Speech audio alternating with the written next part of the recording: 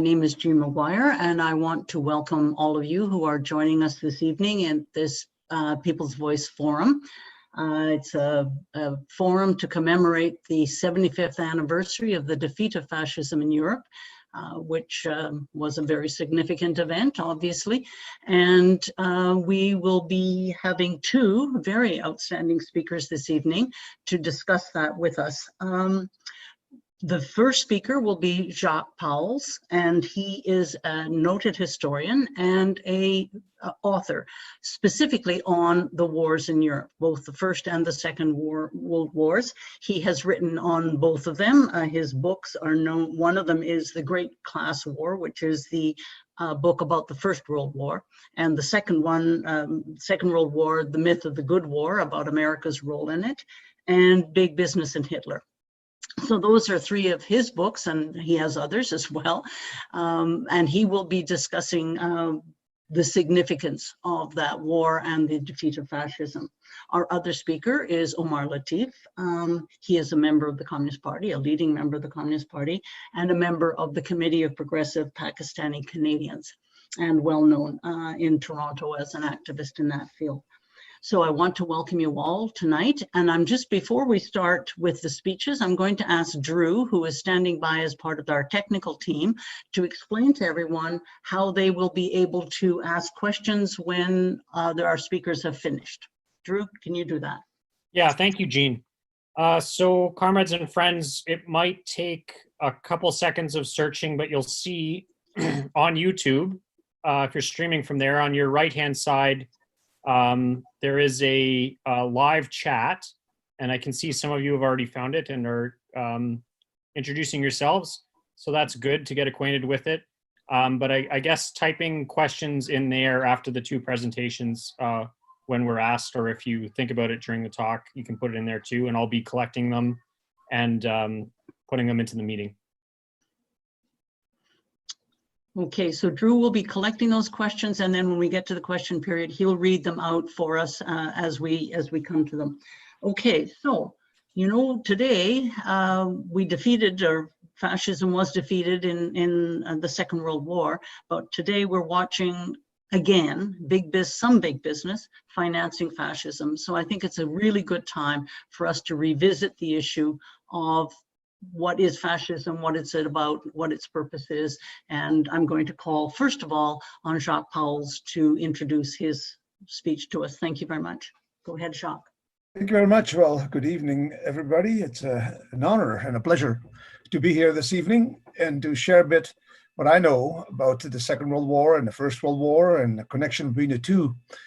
And I should say right away that I agree with many historians who today, looking back at the 20th century, see the First and Second World War are as two parts of the same big conflict. And that conflict is usually called the 30 Years' War of the 20th century. Now, the 30 Years' War is not a very familiar, widely known concept in North America, as far as I know, but in Europe, it rings more of a bell. The 30 Years' War was actually fought from 1618 1648, so quite a long time ago, mostly in and around Germany, and it ended up wiping out about a third of the German population. So it was a very long and very bloody conflict, and it lasted indeed 30 years. So when historians today talk about the 30 Years' War of the 20th century, starting in 1914, so to speak, and ending in 1945, so 31 years actually, they really conjure up this idea of a long, drawn-out conflict, very murderous, and also I should point out, very complex, as wars tend to be, and especially world wars, because it involved many participants with many different objectives, representing many different values, ideas, social and political systems. You can already see what I'm getting at. So the Second World War, certainly, to focus on that one then, part two of that big conflict, first of all, can only be understood if you know a bit about the First World War, and we get back to that later on. But I just want to focus on what we are dealing with today. That's the last day, well, the victory and the great conflict of 1939, 1945. It was May the 9th that the guns fell silent. So let's focus first on the Second World War. And as I just mentioned, wars are a very, very complex historical phenomena, and world wars are even more complex. And this one, again, like the 30 Years' War of the 17th century, had many players, to use that term. It's a stupid term, really, in the context, but people, many sides involved in it, and representing many different values and going for different objectives. So we should know, to simplify things as much as possible, not make it too simplistic, is that it was a war, really, it was two wars rolled into one. And in this respect, what it was first of all, not first of all, maybe second of all, but it was, on the one hand, an old-fashioned conflict between great powers. And here I should say not too old-fashioned, because the great powers involved were imperialist powers. Imperialism being the manifestation of the capitalist system that emerged in the late 19th century. It is basically capitalism on a worldwide international scale, involving the heartland, the metropoles like Britain and France and Germany and the United States. And on the other hand, the colonies. And I'm sure that Omar is going to say a few things about that later on. I can see already, getting ready for that. I'll leave that to him. But essentially what we're saying is that the Second World War was a conflict among imperialist powers. And that, of course, is what the First World War had also been. As such, it involved two blocks of imperialist powers, who, while they were together fighting the common enemy, the other imperialist bloc, also had difference amongst themselves and different objectives and rivalries and competition and so on.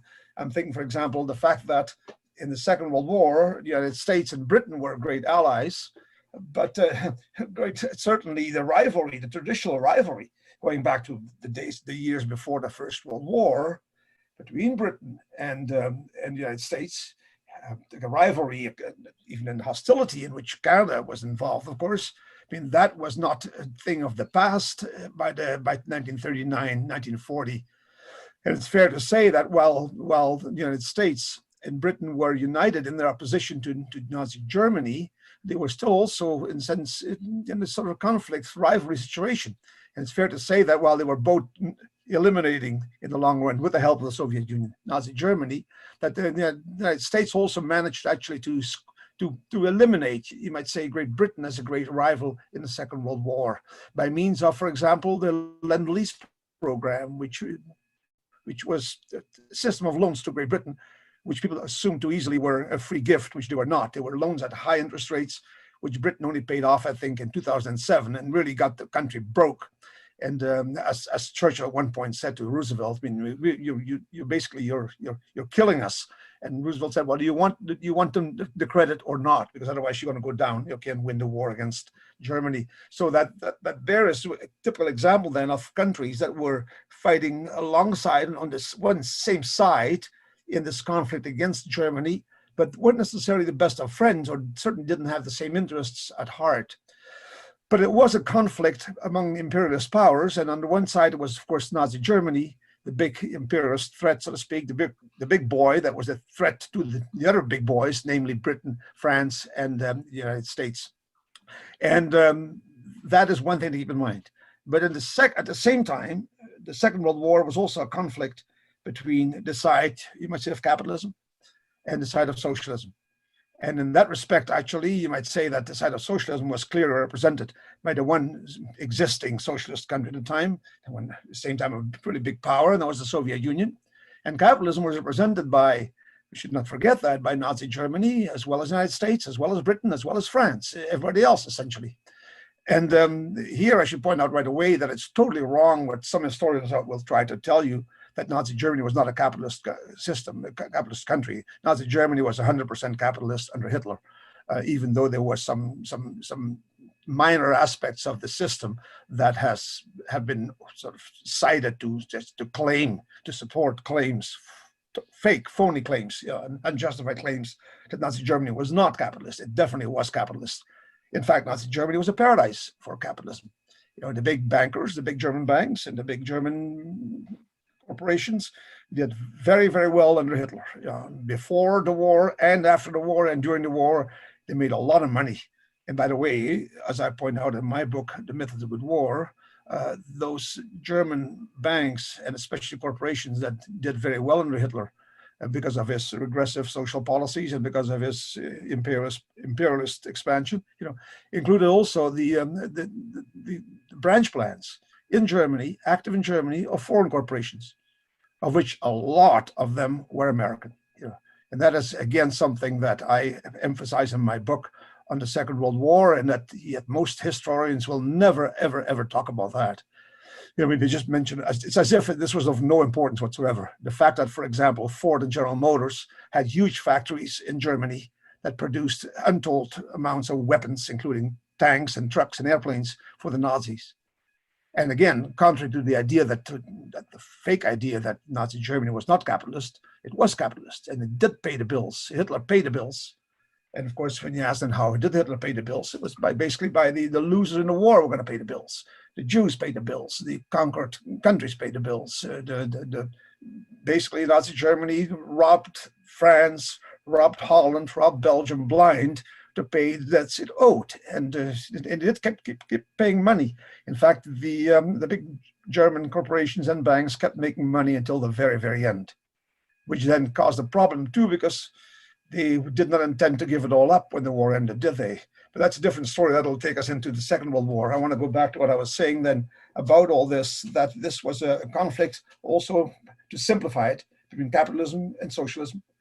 Capitalism, all the big imperialist countries, even though they were at war against each other, right? And then the one socialist country, the Soviet Union. But the Soviet Union also was a state which in a war needed help where it could get it. And that would lead to this great coalition, that as it was called, I believe, the anti-Hitler coalition between the Soviet Union, the socialist camp, and some of the countries in the imperialist camp, and that Britain especially, and even the United States. But the United States, we should keep in mind, entered the war reluctantly. The United States backed into the war. The United States at first really had no desire to enter the war, at least not enter the war against Germany. The war against Japan was a different thing. That war they always wanted, which is why they provoked the attack on Pearl Harbor. But that's again a different story.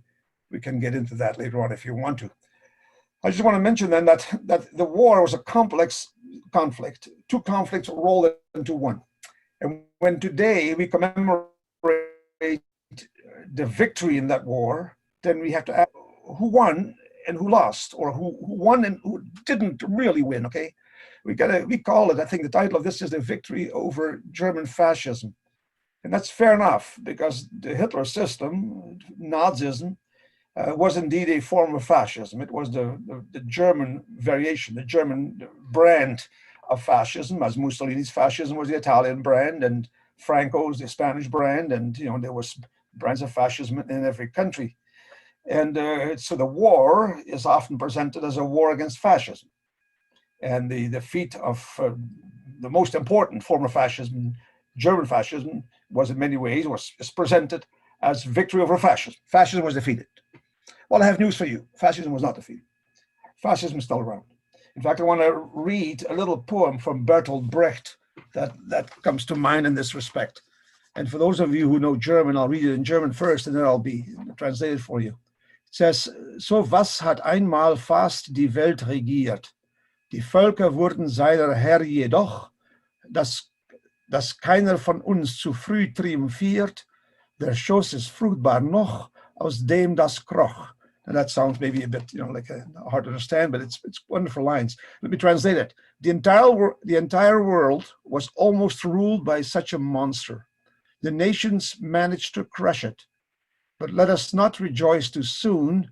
The womb it crawled from is still fertile. All right, so what we are saying here is that, what Brecht was saying by that is that even though fascism, Hitler fascism, Nazi German fascism was defeated in 1945, in many ways fascism survived. And it survived, and I'll just give you a couple of ways in which it survived. And in which, in a sense, then, it shows that for many of the great powers on the imperialist side of that conflict, such as the United States, and particularly the United States, it wasn't really a war against fascism. Fascism was not really seen to be the enemy. In fact, as the United States helped to defeat fascism in Germany, because Germany was an imperialist rival, but not because they had anything against fascism. They actually saved the fascists in Germany in many ways.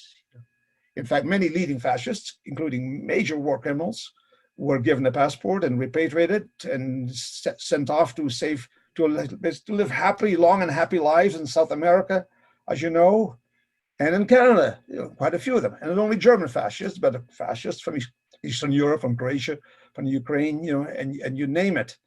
And another way in which we can illustrate that fascism wasn't really the enemy for the Americans was that at the end of the war in 1945, it would have been very, very, very easy for the combined powers of Great Britain and the United States, plus Canada, plus the Canadian troops, to simply make a phone call to Madrid and tell that awful dictator Franco to step down, get the hell out of there, or else we're coming. And Franco would have had to pack his suitcases immediately and get the hell out of there. But instead, he wasn't bothered at all. Even though everybody knew he was the fascist, he was nominally the fascist, but he presided over the fascist system that kept on executing people, victims of the Civil War for years on end, and nobody ever undertook anything against that. And it's also fair to say that when the United States set up a presumably democratic state in Germany called West Germany, the Federal Republic, which is today has expanded to include the West, the East, it annexed the East. It wasn't not a reunification, it was an annexation of Eastern Germany by Western Germany. That West Germany, as it was set up in the late 40s, early 50s, under Konrad Adenauer, that was full of recycled fascists. I mean, the most famous example of that is Galen, who was basically one of the Secret Service men of the Nazis, active in Eastern Europe and in the Soviet Union, and he actually was recycled by the Americans to become the head of the West German Secret Service. Ran it for many years together, hand in hand, happily, basically like Siamese twins with the CIA. And many Nazi generals who had to work diligently for Hitler were recycled to serve in NATO, in fact. And so there was a lot of German Nazis, fascists, who had been the enemies, so to speak, during the war, but were basically co-opted, were adopted in the great happy, Western family, after the war. So fascism really had not been the enemy at all.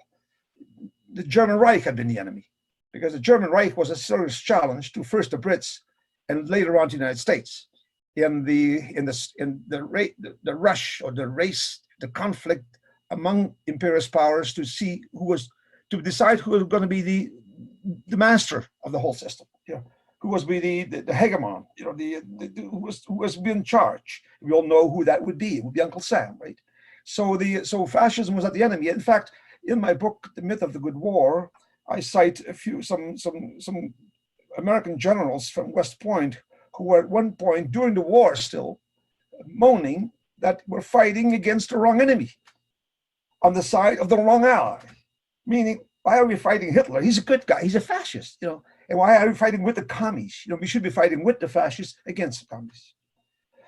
And that is something that actually also appears from a number of other things. You may know or may not know that at the end of the war, as it was clear that Nazi Germany was kaput, but guys like Patton and Churchill were seriously considering, and I mean seriously considering, joining up with what was left over of the German army, and there was still quite a few men there, to basically march to Moscow, and Patton was very keen to do so, and so was Churchill, and they would have done so, except for one reason. You know why they didn't do it? Because the American soldiers wanted to go home. And I have a wonderful quote in my book about an American soldier who said, Patton is crazy. He said, I thought it was a guy, a veteran, saying afterwards, after the war, Patton was crazy. He wanted us to march to Moscow. He said, we didn't want to march to Moscow. We wanted to go home. And we didn't want to march to Moscow, first of all, because the Red Army soldiers had fought with us, and we respected them and loved them for what they had done, because they had made all the sacrifices that made our life much easier and probably saved our lives, right? And secondly, we knew what the Red Army had done to Hitler's army at Stalingrad, and we didn't want to go to Moscow. And in fact, in the United States, there were strikes, and there were people who were clamoring, or writing to their congressmen, we want the boys to come home. And also, it would have been very, very difficult for Washington and London to suddenly explain that we made a big mistake, guys. Sorry, we've been fighting the Nazis, but they weren't really bad guys. They were good guys, and we've been fighting with the Ruskies, and they're now the bad guys, so we're going to march to Moscow. I mean, that was something that the public never would have swallowed. It would take many, many years to socialize the public in the West to view the Russians as bad guys, and the Nazis sort of as, well, most Nazis, not the bad ones are dead, but I mean, most of the, for example, the German generals as pretty decent chaps, I mean, Hollywood has made it a point to show guys like Rommel as pretty nice fellows, essentially. I mean, they were war criminals, no doubt about it. But of course, they were smart enough never to join the Nazi party. They were the kinds of conservatives, straight-laced Germans of the old system that liked Hitler a lot, as long as he produced the successes which they wanted to share with him. But once they started to lose, they distantiated themselves from him, and they pretended they had never been Nazis. And there was many bankers and industrialists as well. Today, if you ask in Germany, if you ask big industrialists, not that I ever get to talk with them, but to any of them, or bankers or so, or the historians who write the books on their behalf, there's quite a few court historians, as we call them, who are paid sometimes to write a history of German corporations. I could give you some names of that. They always say that the general claim is that we didn't want to build all this aircraft, we didn't want to build things, but we were forced to by Hitler. And the banker, but we were forced to. It's just not true at all. It's just not true at all. The Nazi system was a system whereby the bankers and industrialists decided, and Hitler did what it was expected of him. That's why they picked him. They brought him to power. Another lie of the Third Reich is that Hitler was voted into power. He became the dictator democratically, so to speak. It's just simply not true at all. But just to come back to fascism. So fascism was not the fascist aspect of Germany that caused the United States to go to war. I'm focusing on the United States now. But you can say much the same thing about Britain and even about France. It was essentially the fact that there was a major competitor. But fascism in the 1930s, for example, was looked upon rather benevolently by the elites in Britain, in France, in the United States, in Canada as well. And I mean the political elites, the financial elites, the industrial elites, the church elites. I'm not saying that the ordinary priests or so were like Hitler, but most of the people, the higher ups, the elites liked Hitler. They liked fascism, and they liked them because they were basically, fascism was not a revolutionary system out to change the established order. It was the opposite of that. Communism, socialism, that was the system that was the threat to the established order, to those on top. The elite, the ones we sometimes call now the 1%, they hated communism, socialism, because it represented revolution. And that was a threat to their system. Right? So they had nothing to do with it. And they liked fascism because fascism was the opposite of communism. In fact, wherever fascism raised its ugly head, starting, and it started already earlier, but where it came to power in Italy in 1922 with Mussolini, the first thing it did was wipe out the commies, the Reds, as well as socialists, social democrats, as well as labor unions and so on.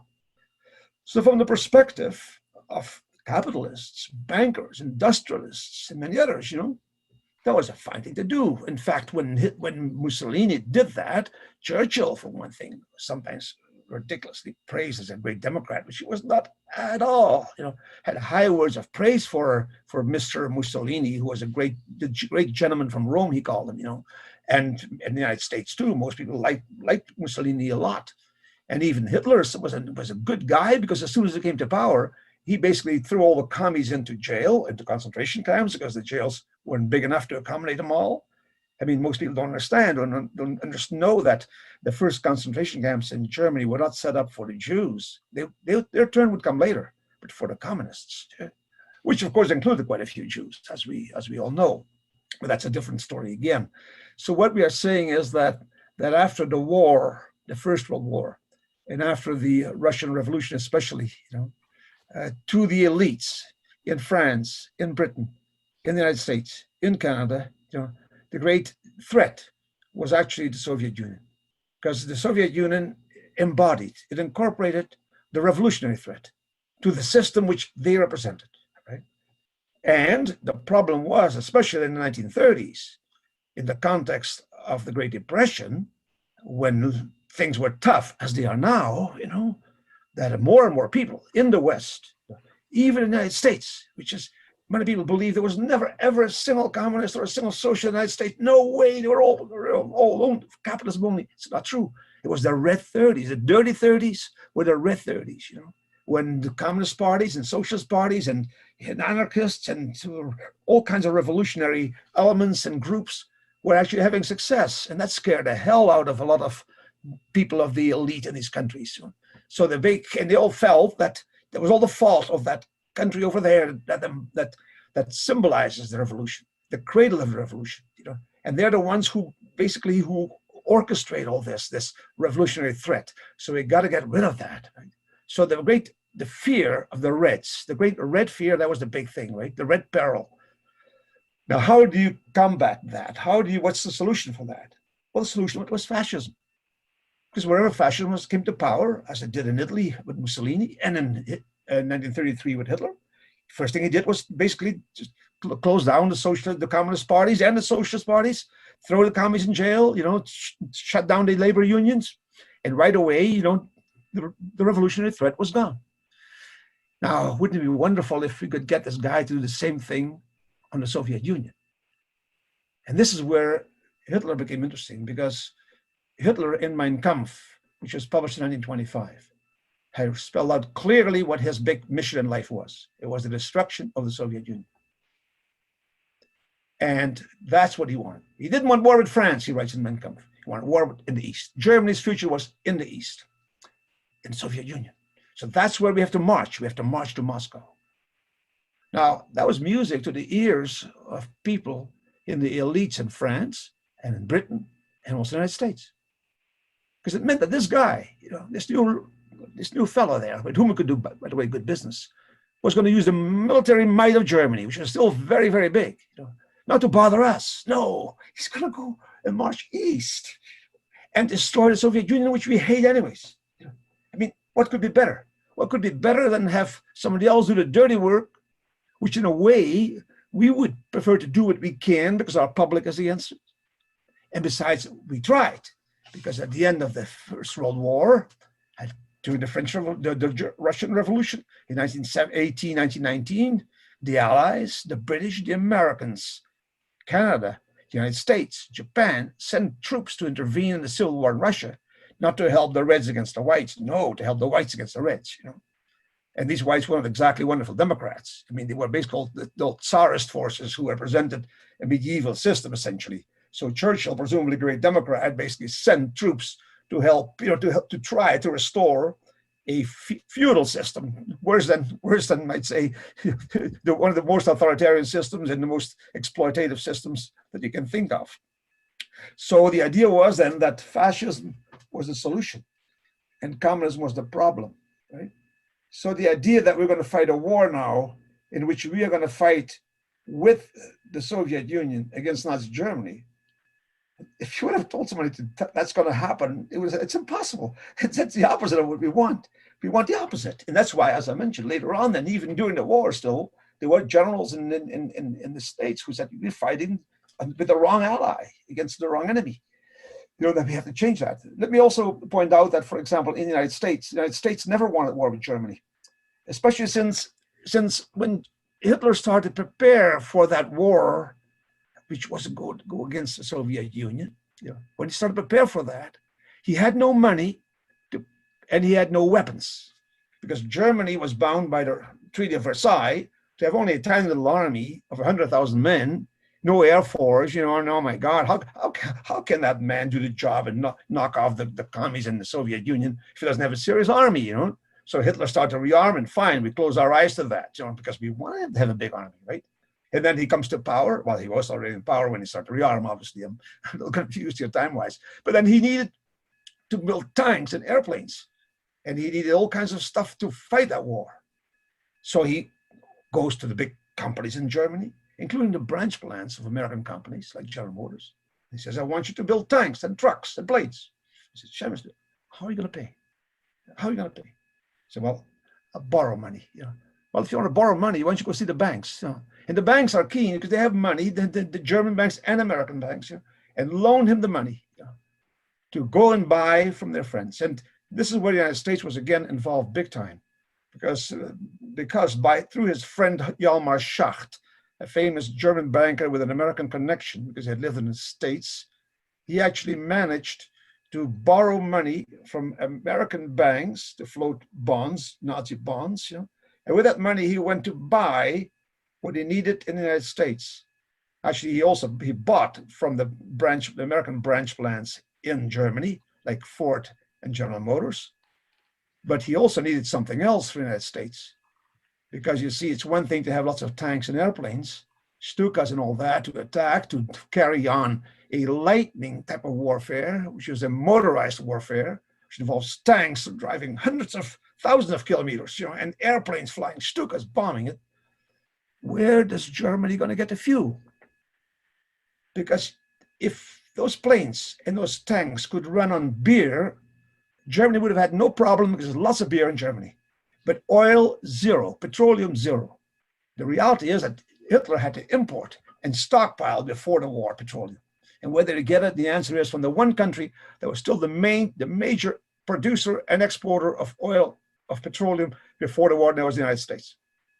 And here's the typical example, the best example of that is a banker in New York in the 1930s who specialized in actually floating bonds, German Nazi bonds in the United States, promising a good return to money. And that was the Union Bank of New York, whose head was Prescott Bush, the father of one president and the grandfather of another president. And a lot of people think that the Bush family were always in the oil business. No, they got into the oil business. Why? Because Prescott Bush made so much money, basically raised so much money for Hitler, and saw that he was using it to buy oil from his friend, the Rockefellers, that he told his son, George, come over here, here's so much money, go to Texas and get into the oil business.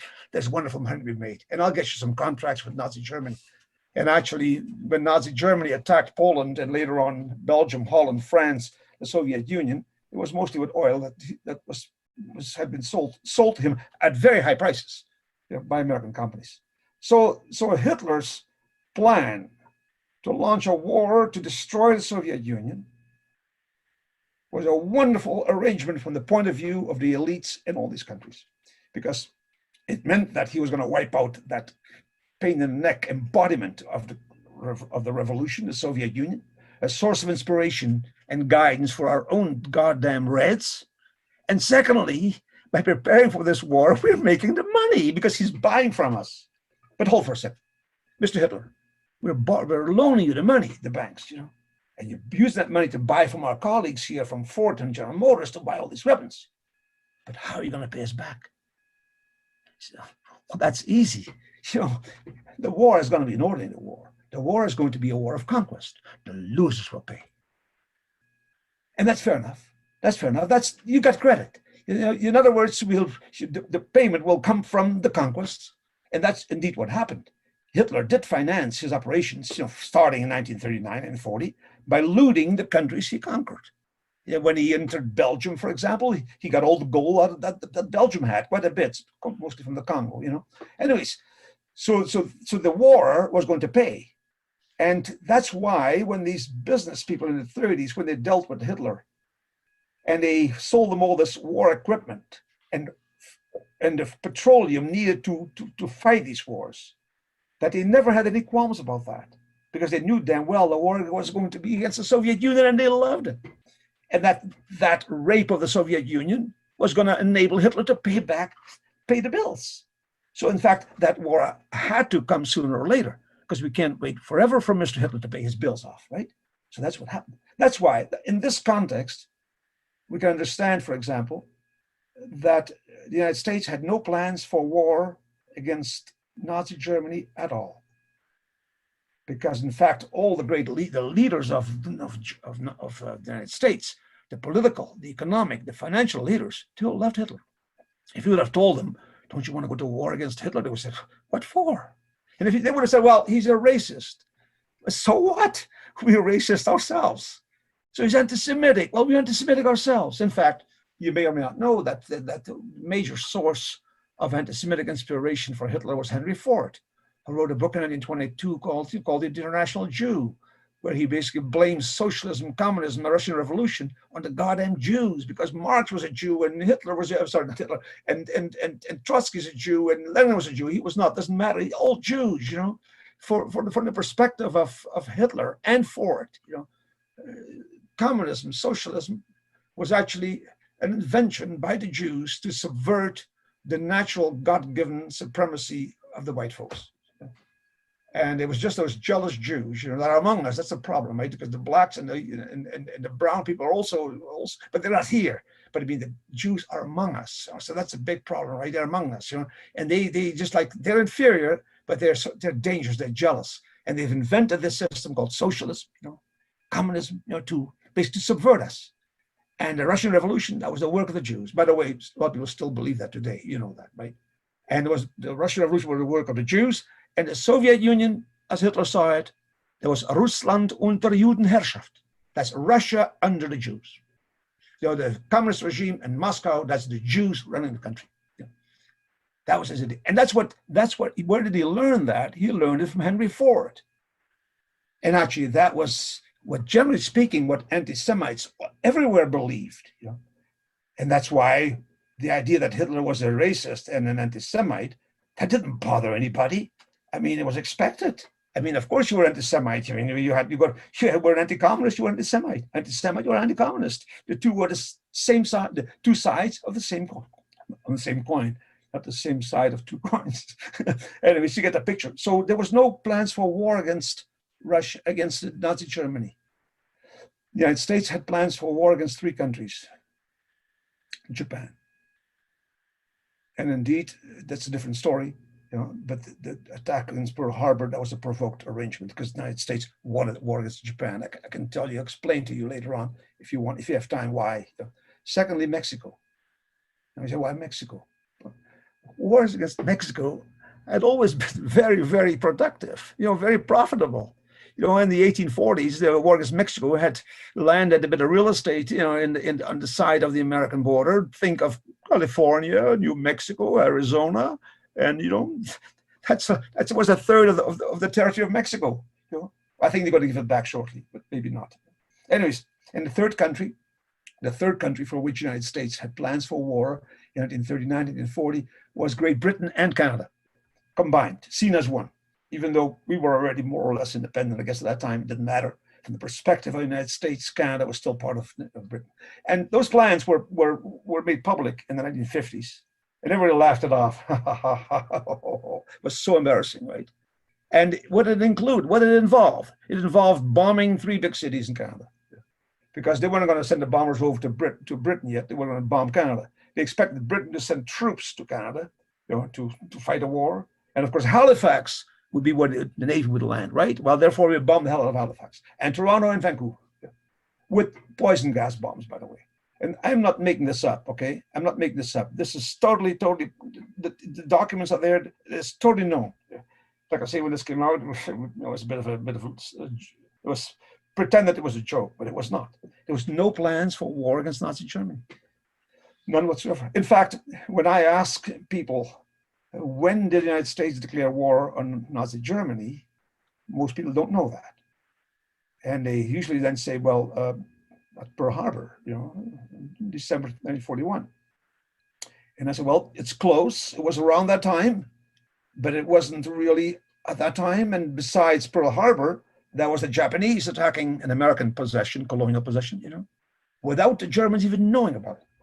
So the day after Pearl Harbor, Roosevelt asked the Congress to declare war on on Japan. And he did not say, and while we're at it, let's declare war on Germany. You know, some historians say, oh yeah, Roosevelt wanted war against Germany. It's not true. He didn't. That's not true at all. In fact, because Germany had nothing to do with it. Hitler had to read it in the paper pretty well. But Hitler declared war on the United States on the 12th of December, 5 days after Pearl Harbor. And it came as a big shock. It was totally unexpected in Washington. Totally unexpected. In fact, that's a fascinating kind of a tidbit of information that most people aren't aware of. And it has some interesting implication, because what happened to the American companies, the American branch plants in Germany, did Ford, General Motors, IBM, ITT, Singer sewing machines now make machine guns for the Nazis? Did they keep operating? You never read anything about that in the movies, in the books, right? And Hollywood is not going to make a movie about that, But the fact is, yes, they kept on operating. And if you'd ask managers or people of these companies, weren't you guys active in Nazi Germany and during the war? They may say, yes, from 1939 to 1941, but we're a neutral country. Therefore, that was fair, right? I mean, neutral countries, we're not war, so we could sell oil and we could do business. So, yeah, but what about after Pearl Harbor? Oh, yeah, I'm glad you asked. Of course, not glad you asked. But yeah, that's right. Yeah. No, but we confiscated. We were confiscated. Our branch plants were confiscated by the Nazis. Okay, end of discussion. Is it true? No, it's not true. It's an outright lie. They just kept on business as usual. And they kept on producing. They kept on making money. Okay, big time until the very end. In fact, during the war, they made even more money than before. And why is that? Because the Nazis kept paying, by the way, for example, with the gold or the teeth of their Jewish victims and so on. But why did they make even more money? The answer is slave labor. Slave labor. I mean, labor costs, as you know, are a nuisance for capitalism. That is so. It would be so nice if there'd be no labor costs whatsoever, of course, right? I mean, to minimize them, that'd be great. But I mean, it's kind of hard to do without workers of some sort, less and less, of course. But the problem was slave labor. That's the favorite. It's the favorite of all. It's slave labor. It's cheap, very cheap. All you have to do, the only cost involved is a few potatoes a day for food, and you have to make a donation to the SS, because they have to look for the discipline, you see. And that solves the problem. So that is why they did wonderful business at that time. Now, the branch plants then were not closed down by the Nazis. The American branch plants kept producing for the Nazis. And the war basically continued then for them. It was business as usual. But the question I should get to is, why did Hitler declare war in the United States? Because he didn't have to. He didn't have to at all. And in fact, some people say, oh yes, he had to because he was an ally of Japan. So he had to. It's not true. They were allies, but committed to come to each other's defense in case the other party was attacked by somebody, not in case the other party attacked someone. When Hitler attacked Poland in 1939, Japan didn't declare war on Poland. When Hitler attacked Belgium, Holland, France, and tomorrow, exactly 80 years ago, on the 10th of May, 1940, Japan didn't declare war on Holland, Belgium, and France. When Hitler attacked the Soviet Union on the 22nd of June, 1941, Japan, which had already fought an undeclared war against the Soviet Union in 1939 and got a bit of a bloody nose, did not declare war on the Soviet Union, although that was a great concern, a great worry in Moscow, but it didn't. So Hitler was not forced, absolutely not, to declare war on the United States because he was an ally of Japan. He could have done what Japan did to him when he started his wars. Send him a success card, say, hope you do well, good luck, good luck with your war, but we don't get involved in it, but he did. And the reason why Hitler did declare was out of total desperation, because he thought declaring war would be the only way to avoid the catastrophe which was already appearing on the horizon. Because he declared war on the 12th of December, 1941. Okay, so 5 days after Pearl Harbor. Well, was the 11th? A few days earlier, a week earlier, on the 5th of December, Hitler's generals had shown up in his office and told them, Mr. Hitler, you can't win the war anymore. You're going to lose the war. You're going to lose the war. Not right now, but you can't win the war anymore. Why is that? Because in front of Moscow, where we were only about 20 kilometers from the Kremlin, the Red Army launched a counteroffensive, and they've beaten the hell out of us. and we're just barely surviving. In fact, we'd be lucky to survive in the winter, and that means we are going to lose the war. Because as you know, Mr. Hitler, they didn't tell him that, but I'm telling you that. We also went to war against the Soviet Union, not only to fulfill your lifelong dream of destroying the Soviet Union, the cradle of communism, but we also did it because to get our hands on the resources of the Soviet Union, to first of all pay off our debts to the banks, but that's a concern for later, but to keep on fighting the war. Because we have to fight the war to keep on fighting the war.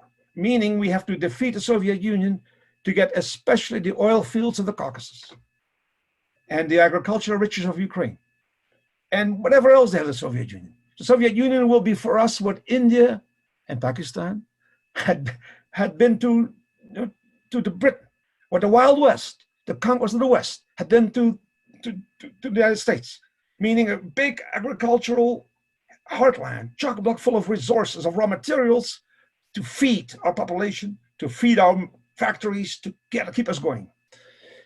When Hitler launched the attack on the Soviet Union in June of 1941, the German army had petroleum to fight for 4 months and no more, because the stockpiles had run low as the panzers had overrun Poland, Holland, Belgium, France, and now the Soviet Union, right? Well, now they were about to overrun the Soviet Union, and that involves hundreds of thousands of millions of miles of travel for all these machines, right? Because there was hundreds of thousands of airplanes and tanks involved. So it was a must for the Soviet Union, for the Germans to defeat the Soviet Union within 4 months to get the oil fields of the Caucasus. And that was the idea. And how long did they think it was going to take? Well, in Berlin, on the eve of the attack on the Soviet Union, it was firmly believed that the war might take something like 2 or 3 months, be game over.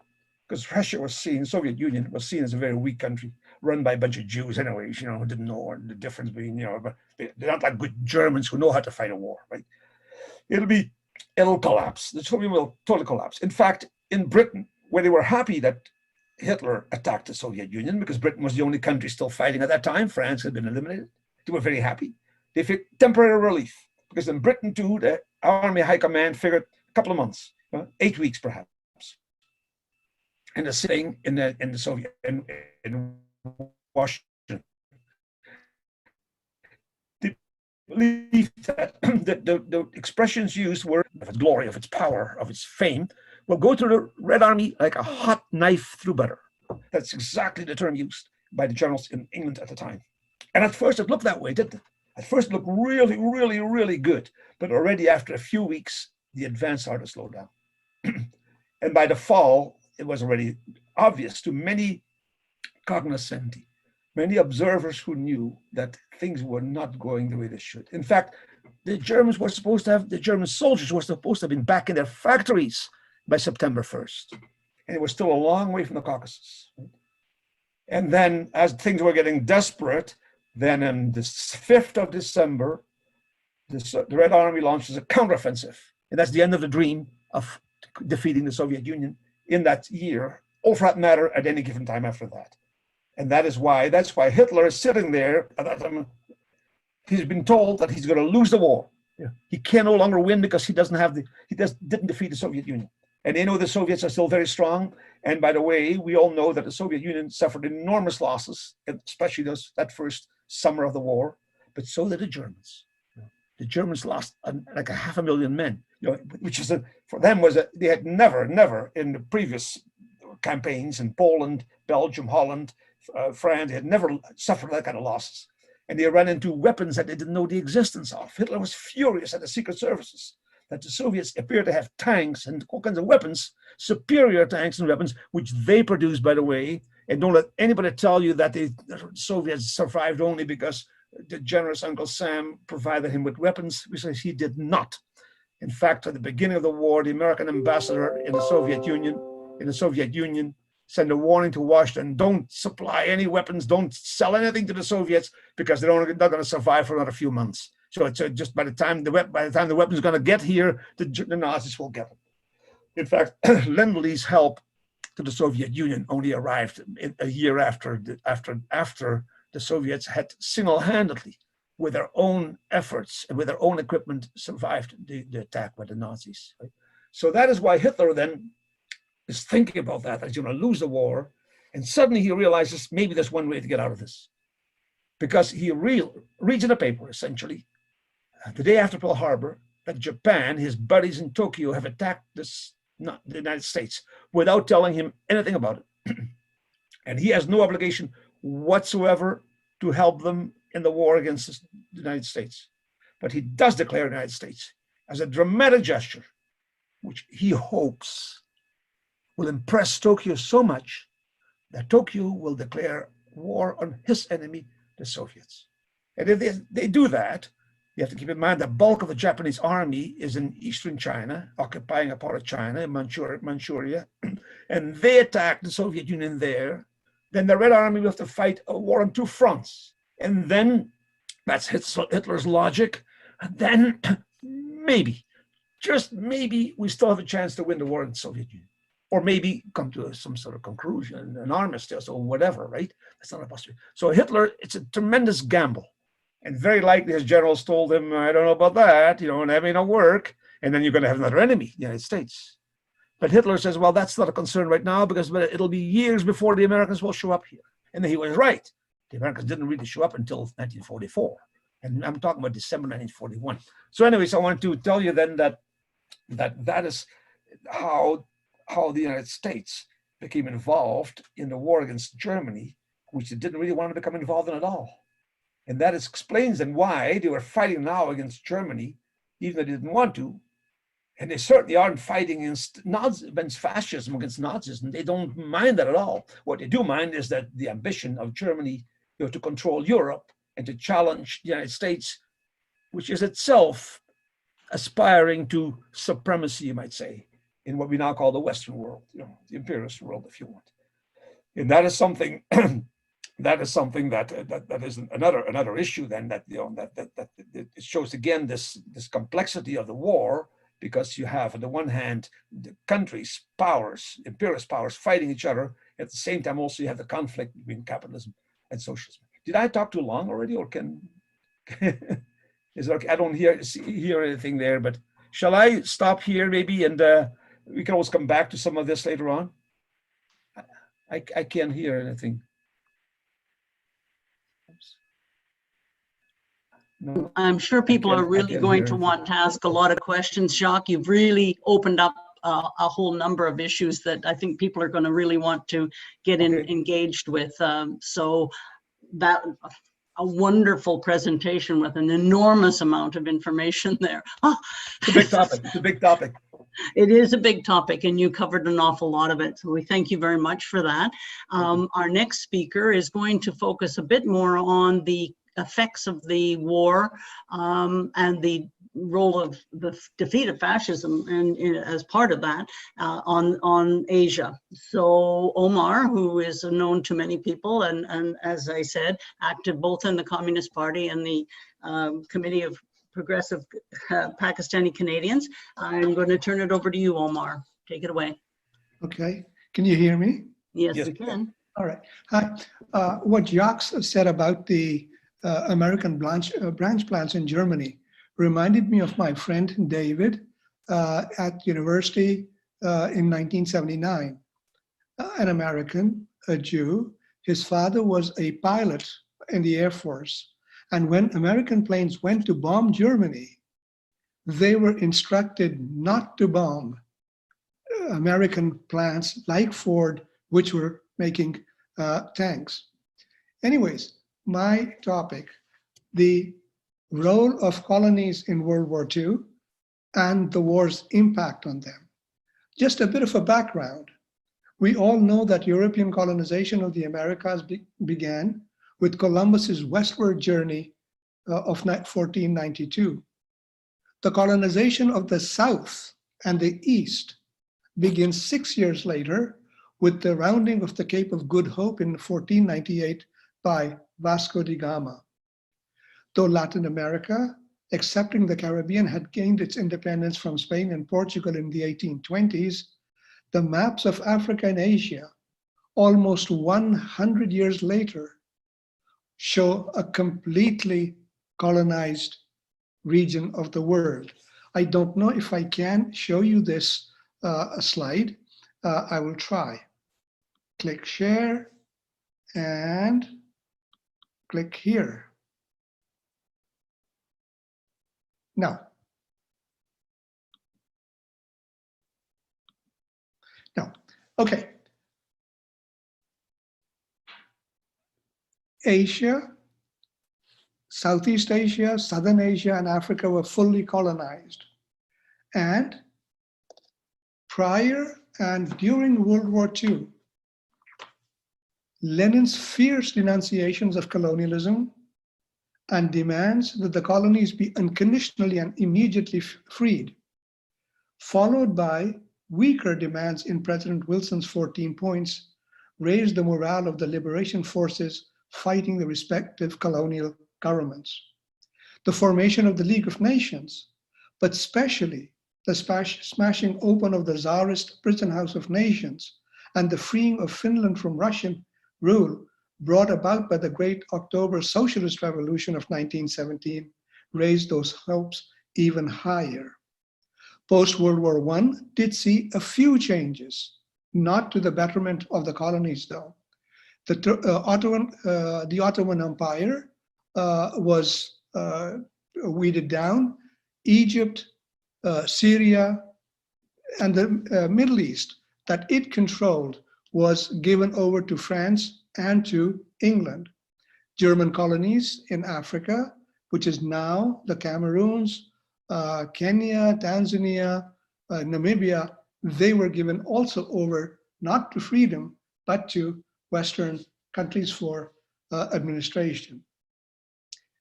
There was a significant change in the East. Japan had already invaded and occupied Korea in 1908, but in 1931, they invaded and occupied Manchuria, a very rich, relatively rich province of China. While the war in Europe began formally in September 1939, in Africa, it can be said to have started with the attack of fascist Italy against Ethiopia, the sole remaining independent country on the continent in 1935. In the East, the start date is usually considered to be 1937, 2 years before 1939. 1937, the year when Japan expanded its war massively into China to try and conquer all of it. As Jacques explained, Nazi Germany used the resources of Europe to wage its war. Britain had always depended upon the financial, material, and human resources of its colonies in the Caribbean, Africa, and Asia. The renowned Indian economist Utsa Patnaik, drawing on nearly 2 centuries of detailed data on tax and trade, calculated that Britain drained a total of nearly $45 trillion from India during the period 1765 to 1938. $45 trillion. Imagine how much more staggering the sum would be when all the wealth of all the colonies that Europe has added up. It is no exaggeration to say that it was not Britain that fought World War II, but it was the British Empire. Millions of soldiers from the Caribbean, from the Middle East, from Africa, from India, from Southeast Asia were pressed into the war by the Allies. Britain became even more rapacious during the war years. One stark example is the Bengal and East India famine of 1943 that killed up to 3 million people. Yet Churchill callously refused to open up government granaries to keep food flowing to the war effort. The death figures in World War II in Europe are well known, not so much in the Eastern theater of war. Japan's expanded war against China and its invasion of Southeast Asia in 1941 with 140,000 troops from 1931 to 1945, resulted in the deaths of more than 30 million people, the overwhelming majority of whom were Chinese. Some figures go even higher. The brutal bombing of Guernica in Spain became a symbol of Nazi brutality. The rape of Nanking, when the Japanese butchered in cold blood 200,000 Japanese, or the Japanese abduction of 250,000 Chinese and Korean comfort women to serve in military brothels, are huge war crimes also. For communists and progressives in the colonies, like their counterparts in Europe, the war had two main parts. For almost 2 years, from September 1939 onwards, they categorized it as an inter-imperialist war. But with Nazi Germany's attack on the Soviet Union in 1941, and seeing what the Soviet Union's defeat and Germany's victory would mean for the world and the colonies, their view was that fascism had changed qualitatively to a people's war against fascism. One final note on the war itself. Defeated, militarily and economically exhausted, isolated without any allies whatsoever, completely dependent on imported natural resources, Japan could have been blockaded to force it to surrender. However, that would have taken time. The Soviet Union, having defeated Nazi Germany on May 9th, turns its attention towards the east and attacked Japan in Korea and Manchuria. Any say by it in Japan was anathema to the US. The criminal use of the atomic bombs in Hiroshima and Nagasaki, monstrous war crimes on August 6th and August 9th, were both to forestall the possibility of any Soviet influence in Japan and a threat that the US would use or could use atomic weapons against it too. The end of the World War II, it started the process of liberation of the colonies. Quickly, Libya gained its independence from Italy in 1947. The Indian subcontinent, which comprises today's Pakistan, India, and Bangladesh, with a population of 400 million people and considered the crown jewel of the British Empire, also gained its independence in 1947. The next year, Sri Lanka gained its independence, and a very large country, ruled by a small European country, Indonesia, gained its independence from Holland.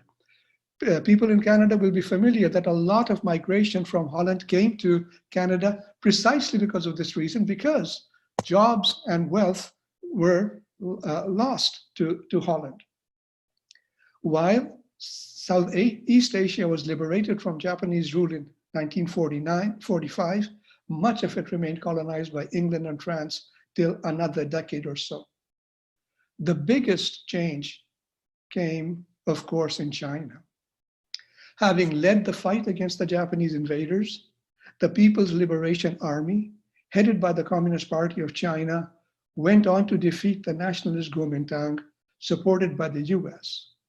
On October 1, 1949, the world witnessed its 2nd October, when Mao Zedong announced the establishment of the People's Republic of China, free of foreign domination. While Egypt, Iraq, and Syria had become independent of Britain and France in the 1930s, the colonial powers maintained troops and a say in their internal affairs. It was the colonel's coup of 1952, whose most famous leader was to become Gamal Abdel Nasser, that saw Egypt become fully independent, with Syria and Iraq and Libya to follow thereafter. Algeria, after a long, bitter, brutal war of liberation that cost 1 million lives, finally won its independence from France in 1962. Many countries in sub-Saharan Africa, after exerting relentless pressure, combined in some cases with armed struggle, as in Kenya and Zimbabwe compelled European powers to quit in the 1960s. Belgian Congo, now known as the Democratic Republic of the Congo, gained its independence in 1962. After long-lasting guerrilla wars, Angola, Mozambique, and Guinea-Bissau finally gained their liberation from Portugal in 1975, the same year that tiny, heroic People's Army of Vietnam drove the US out of their country. The reasons for the liberation. Some colonial apologists say that the West, seeing the badness of its ways, gave up the colonies out of the goodness of its heart, of their hearts. Nothing can be further than the truth, from the truth. There is another notion that European colonial powers, exhausted by the war with fascism, had to give up their colonies. That has some truth to it. There is a third reason which is given. The Soviet Union, China, and the socialist countries of Eastern Europe firmly supported the aspirations of the independence movements in the colonized world. There is truth to the view that the longer the colonial powers denied independence, the more radicalized, the more favorable towards the Soviet Union and China did anti-colonial sentiment turn. The naval mutiny of February 1946 in India, in which the flags of the Congress Party, the Muslim League, and the Communist Party of India were hoisted by the ship's masts together, was a striking example of this. However, I think the main reason was that revolts and rebellions and fightbacks against colonial invaders were as old as colonialism itself.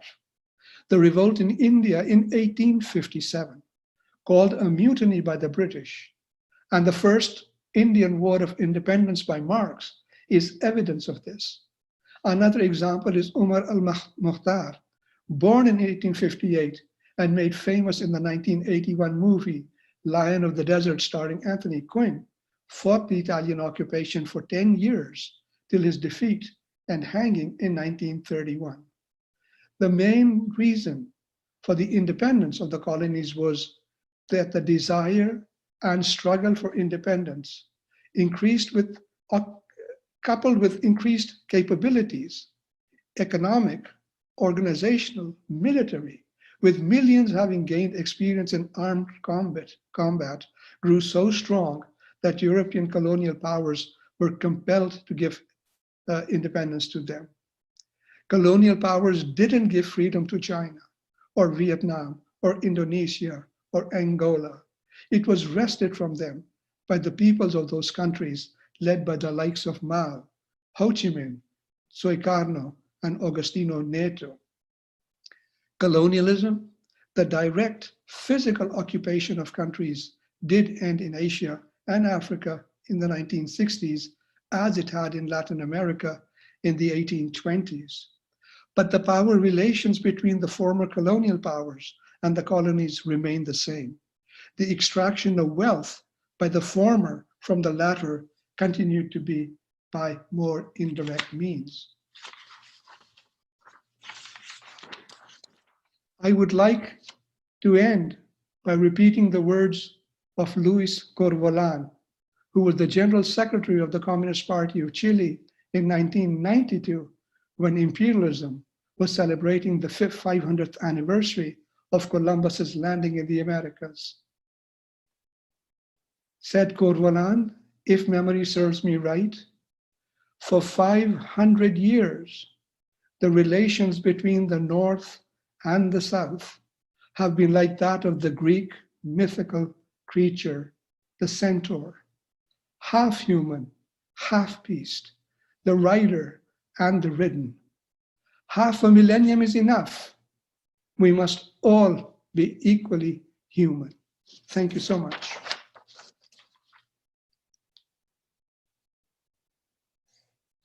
Very good. Thank you very much, Omar. That was, as always, from Omar, an excellent speech.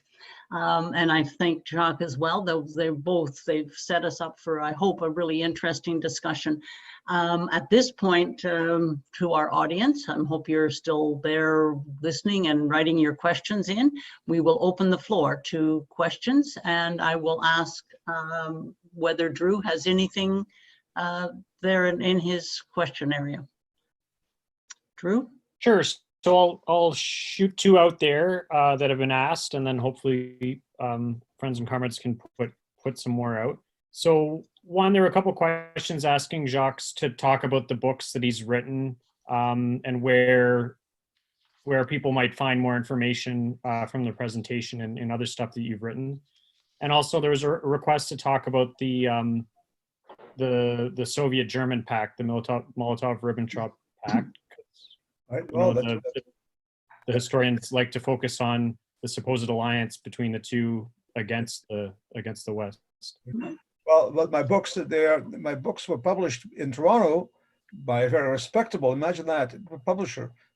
Some friends of mine are shocked that I managed to get my books published by a progressive, I must say, respect the publisher, progressive publisher, James Lorimer, who was quite known for, we might say, liberal Canadian nationalism, that kind of stuff. But my books are not exactly, I say, mainstream, and I was very happily surprised that they accepted it. In fact, I kind of sense they would, because they have published some other books along the same lines. So that's pretty good. They're pretty open-minded, and I'd say I'm very happy with them.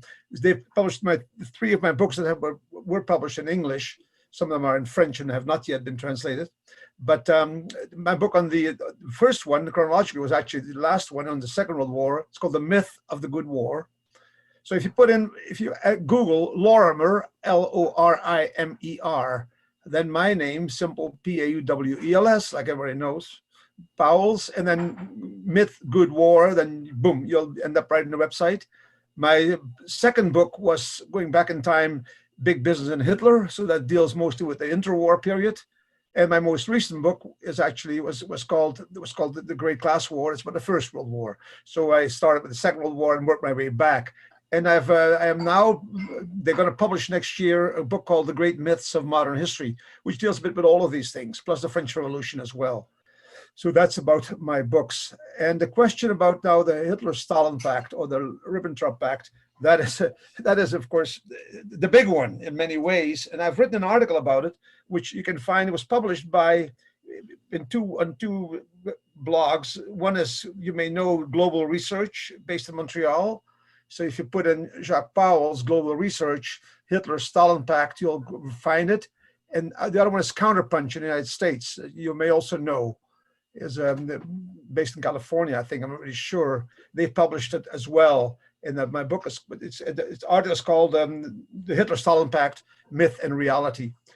And the Hitler-Stalin Pact has come into the news recently when the European Commission, the European Parliament, basically approved a motion to declare, to officially state that was basically when the Second World War started, and therefore we should both blame Hitler and Stalin for starting the Second World War, even though for some stupid accident of history, Stalin ended up on the right side with the good guys. That's us, of course.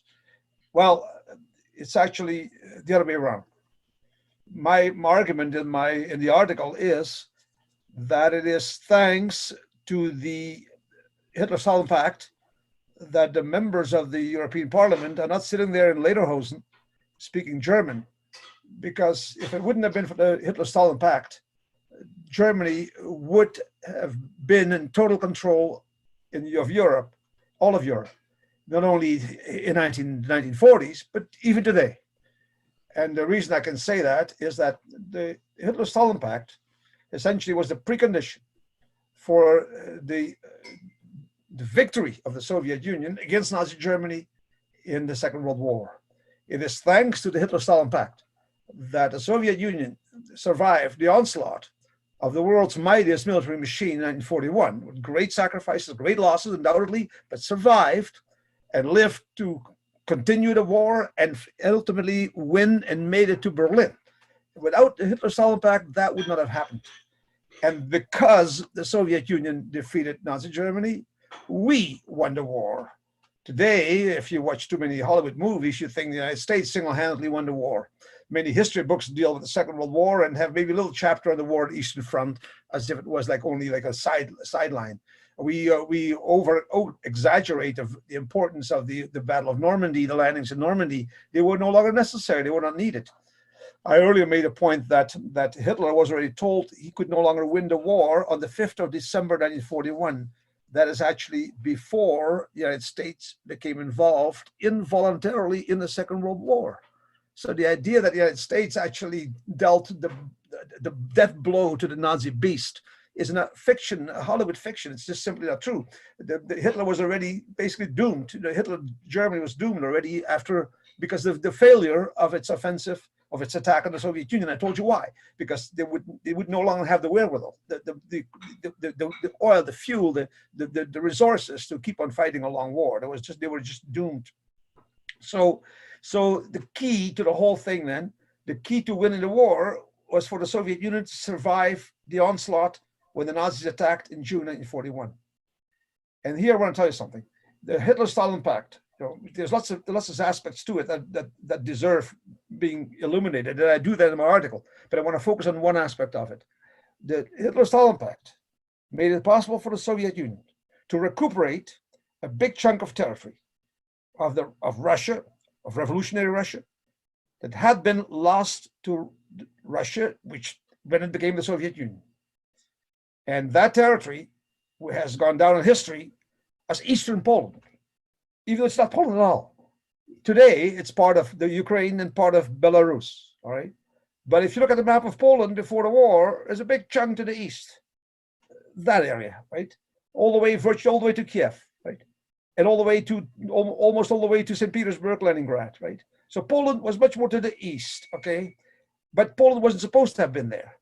Poland was recreated, you might say, because Poland had existed in the 16th, 17th, 18th centuries as a great power in tandem with Lithuania, stretching from the Baltic to the Black Sea, which was bigger than, it was just an empire, essentially.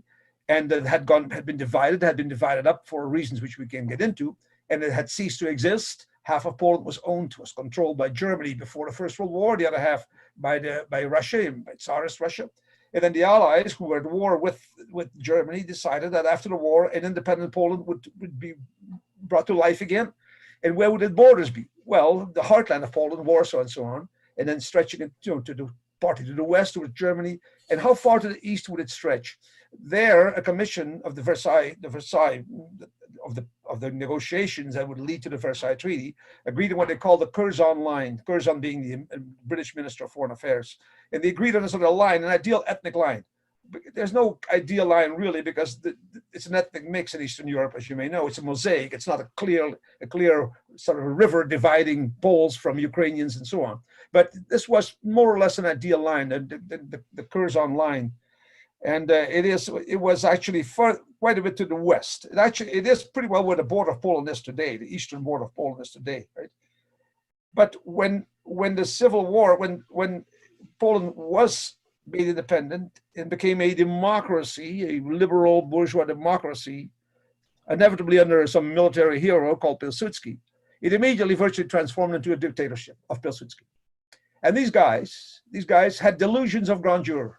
These guys that ran the new Poland, it was essentially, I could say, a fascist system, run by the military, the Catholic Church, and the top layer of the bourgeoisie at the expense of everybody else, essentially. And their dream was to recreate the great Poland of the 17th, 18th century, stretching from sea to sea, from the Baltic Sea to the Black Sea, okay?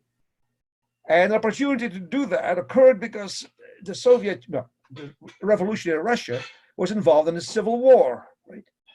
And that gave the Polish army an opportunity to invade. And it was a bit of a war that went back and forth a bit, but it ended with Poland occupying a big chunk of what should have been the Soviet Union. But the Soviet Union had to give it up because they were too busy fighting their own civil war and lucky to survive, especially after the foreign Allied interventions. So at one point, the war was ended in 1922, I believe, with a treaty in which the Soviet Union recognized the loss of that territory to Poland, seeing no possibility of reconquering it, especially since Poland was supported by France big time. In fact, it was with the help of France that Poland had conquered these territories in the first place, especially since the Soviet Union had become the black beast of the Allies, having basically gotten out of the war. You may know about that. So the Soviet Union had lost territory that now became known as Eastern Poland. All right. Now, in the Hitler-Stalin Pact, there was spheres of influence were created. The pact was, by the way, just simply a non-aggression agreement. It was an agreement not to attack each other for the time being, for the duration, until we see fit to do so, to attack each other. Everybody knew that. And pacts like this had been concluded between Poland, between Nazi Germany and Poland earlier, and Britain, and all kinds of others had concluded pacts with Nazi Germany, but we don't normally hear about them. It's only the Hitler-Stalin Pact that is always talked about. But in that pact then, where there was a clause that allowed for spheres of influence. And the spheres of influence were allowed for the Soviet Union to have the border influence its former border. In other words, that was clear that the Soviet Union was kind of hoping to recuperate that territory sometime. Now you may say, well, that's awful because they should never have done that. Well, if you think so, then it's also condemn France for wanting to Alsace-Lorraine back after the First World War and after the Second World War, because France had lost Alsace-Lorraine as a result of a war. It had recognized that in a peace treaty with Germany, but that didn't stop the French from saying someday we're going to get it back. So we can hardly blame the Soviet Union for wanting to recuperate a territory that they had been theirs and they had to give up under duress because of the result of the war, but they were hoping to recuperate it. So that was obviously clear that the Soviet Union wanted to get it back. Now, what happened is that Poland collapsed when the Germans attacked it. We can talk about why that was. And the Red Army moved in. It did this, by the way, did not make the Soviet Union an ally of Nazi Germany, okay? I mean, the pact did not make them allies. There was no alliance whatsoever. Strictly an agreement not to attack each other. And then this agreement to zones. Some people say, well, the Soviets should never have moved in. That's unfair. Well, what should they have done? If they would have done nothing, Nazi Germany would have occupied all of Poland, all the way to the border with the Soviet Union. And that would have meant that in 1941, when Nazi Germany attacked the Soviet Union, they would have been able to start from about 300 kilometers further east than they did because of the signing of the pact, which did allow the Soviet Union to recuperate its former territories, wrongly called Eastern Poland, thereby moving the border with Germany 300 kilometers further to the west and forcing the Germans to attack much further from Moscow than they actually than they would have done had the Soviets, the Red Army, not moved into Poland. Right? By the way, the pact not only allowed the Soviet Union some space but also some very useful space for defensive purposes, but also time, because the attack was actually, Hitler was prepared. We now know that Hitler wanted war against the Soviet Union in 1939, not against France and all that. He wanted to move into the Soviet Union pretty well immediately, but he couldn't because of the complication of the situation. But what it meant then that because of the pact, the Soviet Union gained time and space. The time was well used in many ways, but I won't get into that. Let's talk about the space. So because of that, the Nazis had to attack on June the 22nd, 1941, from 300 kilometers further west. That's a long way from Moscow. We do know that in early December 1941, the spearheads of the Nazi army were virtually within sight of the towers of the Kremlin, within less than 20 kilometers, 25 kilometers, I'm not sure exactly, of the Kremlin. So just imagine for a moment that they would have been able to start 300 kilometers further east. For sure, they would have entered Moscow. For sure, they would have taken Moscow. Now, nobody knows if that would have meant that they would have won the war. Presumably, losing your capital is not necessarily losing the war. I mean, Napoleon took Moscow, but still lost the war, right? But certainly, the chances that the Soviet Union might not have survived, the onslaught, are much greater. So there's a very good chance that without the pact, that the Soviet Union might not have survived the Nazi attack in 1941. Thanks to the pact, they did. Thanks to the pact, the Germans did not manage to lay their hands on the oil fields of the Caucasus. Had they done so, had there not been a pact, had the Nazis been able to attack from 300 kilometers further east, had they taken Moscow, we don't know for sure, but had they then defeated the Soviet Union, They would have had the oil of the Caucasus, and their army would have been intact. And then, dear friends, when the Allies in June 1944 would have landed in Normandy, they would have had to face not even 10% of the German army, which caused them a great deal of difficulty. Even though we were all there, the British, the Americans, the Canadians, yes, we were all there, you know. We had a hard time against 10% of the Germans. Without the pact, the Germans might have taken all of Russia, all of the Soviet Union. It would have had the oil. Their entire army would have been in Normandy waiting for us. And if you've ever seen even movies, sometimes inadvertently give the truth about the war. Some of you may remember seeing The Longest Day. I saw it as a kid in the 60s. And it shows, it's actually, some of it is pretty good in black and white. It shows the two German pilots in their airplanes flying a mission over the landing beaches, right? And they fly for about an hour, and the guy says, we got to go home now, we have no more fuel. And that's the reality. And by 1944, by the time the Allies were landing in Normandy, the Germans had no more oil. They were out of gas. They were literally out of gas. They had wonderful tanks, Tigers, Panzers, they had wonderful aircraft. They had jet fighters, right? But they had no fuel.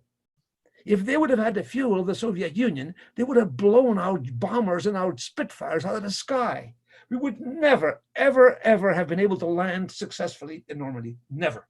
And as I mentioned, the members of the European Parliament today would be sitting there lederhosen, stretching out their arm and saying Sieg Heil, you know, all the time, because that would have been the reality. Europe would have remained under German control. So thanks to the Hitler-Stalin pact, didn't happen that way. But there's a lot more to it, and I recommend reading that article. It's about 10 pages, and it's in Counterpunch or in Global Research. You can find it for free on the internet. Right. Thank you, Jacques. Was there, I'm sorry, I got so caught up in that, I forgot. Was there another question there? Drew, remind us, what was the... Those were the two. He's answered the two, but I've got more if you want to hear them. Okay, unless Omar wanted to chip in on those. No, you'll wait for the other questions. Go ahead, Drew. Okay, so there's a couple more related to the Molotov-Ribbentrop Pact. So I'll just spit those out and then give you another couple too. So could the speakers maybe speak a bit about the USSR's attempt to convince France and Britain to invade Nazi Germany weeks prior to Hitler's move to Poland? What is the relationship between the pact and the decision by Nazi Germany to invade Western Europe and the UK, if there is a relationship?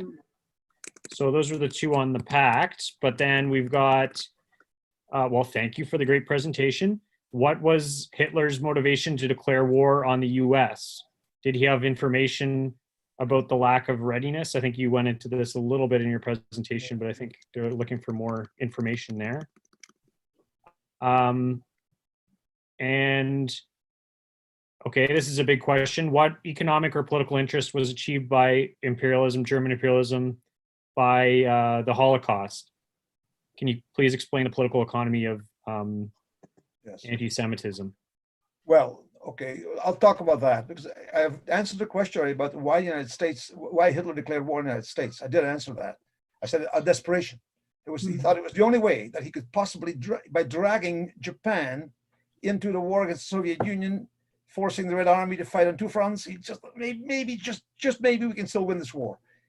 It was unlikely, and he was also speculating that the Japanese would be honorable men who would simply reciprocate with an equally unnecessary gesture, gratuitous gesture, and they didn't, and therefore he was screwed royally, essentially, right? He ended up with even more enemies.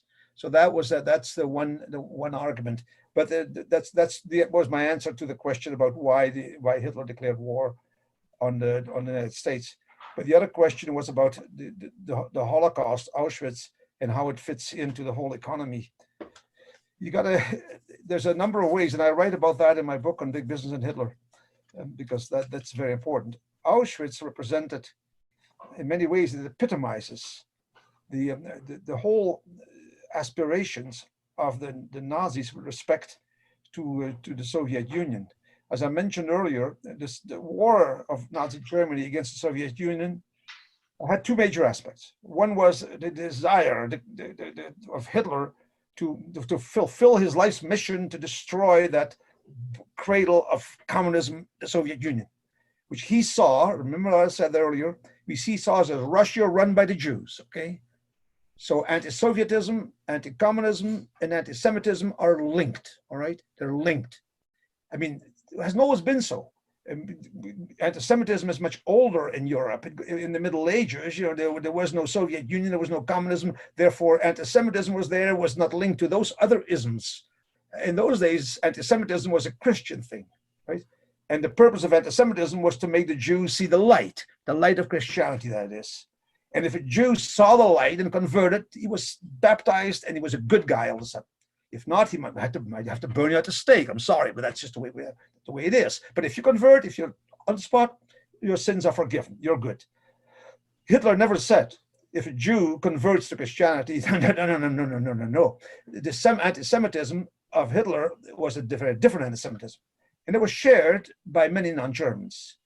It's too often presented as if Hitler was an anti-Semite, or the Germans were anti-Semites.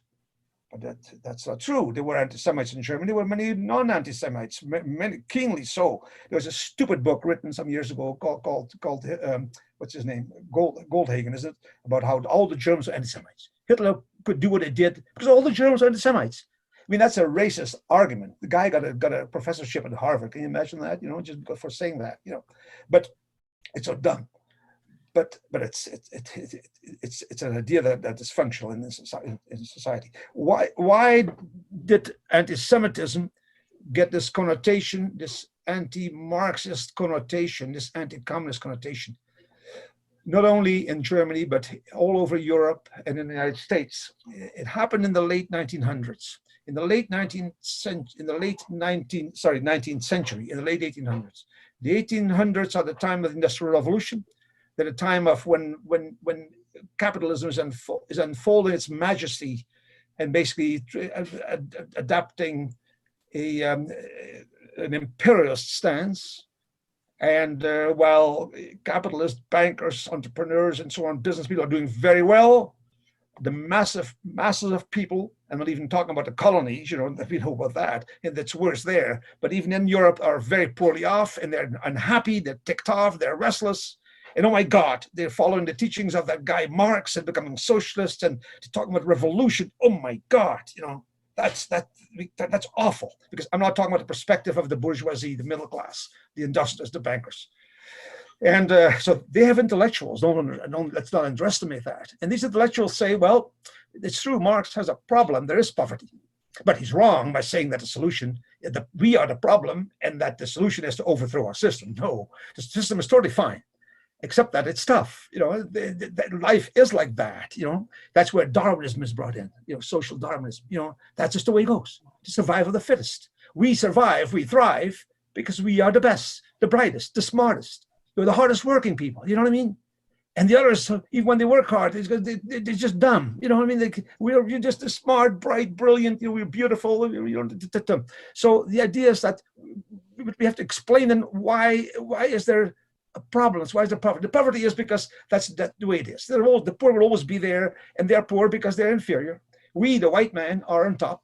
I'm sure that Omar will appreciate what I'm saying here. And the others are at the bottom because they are inferior.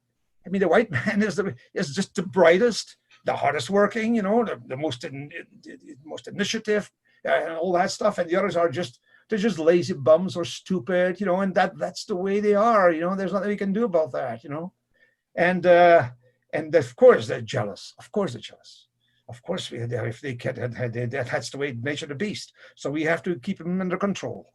And they're jealous, and some of these inferior people, and they make a sort of a kind of a hierarchy, right? The white men on top, and then the less white men at the little below that. Like as you go to the Mediterranean, they get a little colored, a little brownish, like Italians, not as good, Greeks, then Middle Eastern people, North Africa, then the blacks, the Chinese, all inferior. But the Chinese are far away in China. The blacks are in Africa, But some of these inferior people are amongst us. That's the Jews. Because we can't tell them by their color. We can maybe tell them by big noses or something like that. But most of the time we don't know. But they hate us too. They are very jealous. They're the greatest danger, the Jews. And it's the Jews that are amongst us and that want to subvert our system. They are our great enemy. And they're doing it. To do that, they've invented this ideology called socialism, and which is now also becoming communism at one point, right? It's invented by a Jew, by Karl Marx, right? And then other Jews like Trotsky and you name it. Look at all these Jews, and these are the guys that that's the problem. So that is how anti-Semitism then becomes associated with anti-Marxism, anti-socialism, counter-revolutionary thinking, and after the Russian Revolution, anti-Sovietism, anti-communism, anti-Sovietism. And that's why in the 1920s, Henry Ford in the United States, he he mixes his anti-communism, anti-Sovietism with anti-Semitism. He's the guy who writes about the international Jew. Jews everywhere basically are dangerous. It's a little more complicated than I'm going to make it out to be, because Jews are not only the commies, they're also the plutocrats. Okay, they're attacking us. It's a two-pronged attack. Above, they're the bankers, they're the Rothschilds, they're the plutocrats. And below, it's Trotskys, the Marxists, the commies, right? And oh my God, we're beleaguered. So these guys are so bad that they want to wipe us out. And the only remedy is for us to wipe them out. I'm sorry to say that, but it's not like Christianity where we can convert them. No. You can never convert a Jew. They're so out to get us that the only way we can get rid of that problem, it's like a virus. It's like a virus. You got to get rid of it. You can't just say, well, we'll tame it. We'll teach it good manners. No. You got to get rid of it. And that's why Hitler's anti-Semitism will lead to an extermination of the Jews. Women and children, everybody has to go. Because if you leave the women and the children, they'll become adults and they'll have the same problem. The problem will never be solved, right? So that's the background of Auschwitz. Now, Auschwitz is also more than that, because Auschwitz, as you may know, when the Jews arrived, those who were not fit to work were immediately gassed, okay? The old folks, the women and children, immediately gassed, immediately, from the train right to the gas chambers, right? Those who could work were put to work, all right? And this is important. Just outside of Auschwitz was a big factory, all right? What factory was that? It was a factory run by IG Farben. What's IG Farben? IG Farben was a huge petrochemical trust.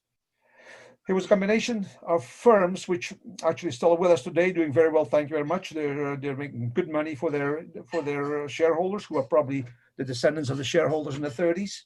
IG Farben supported Hitler because they saw that he was the guy who was going to do what they wanted him to do, including imperialist expansion, and provide cheap labor, for example. They do that.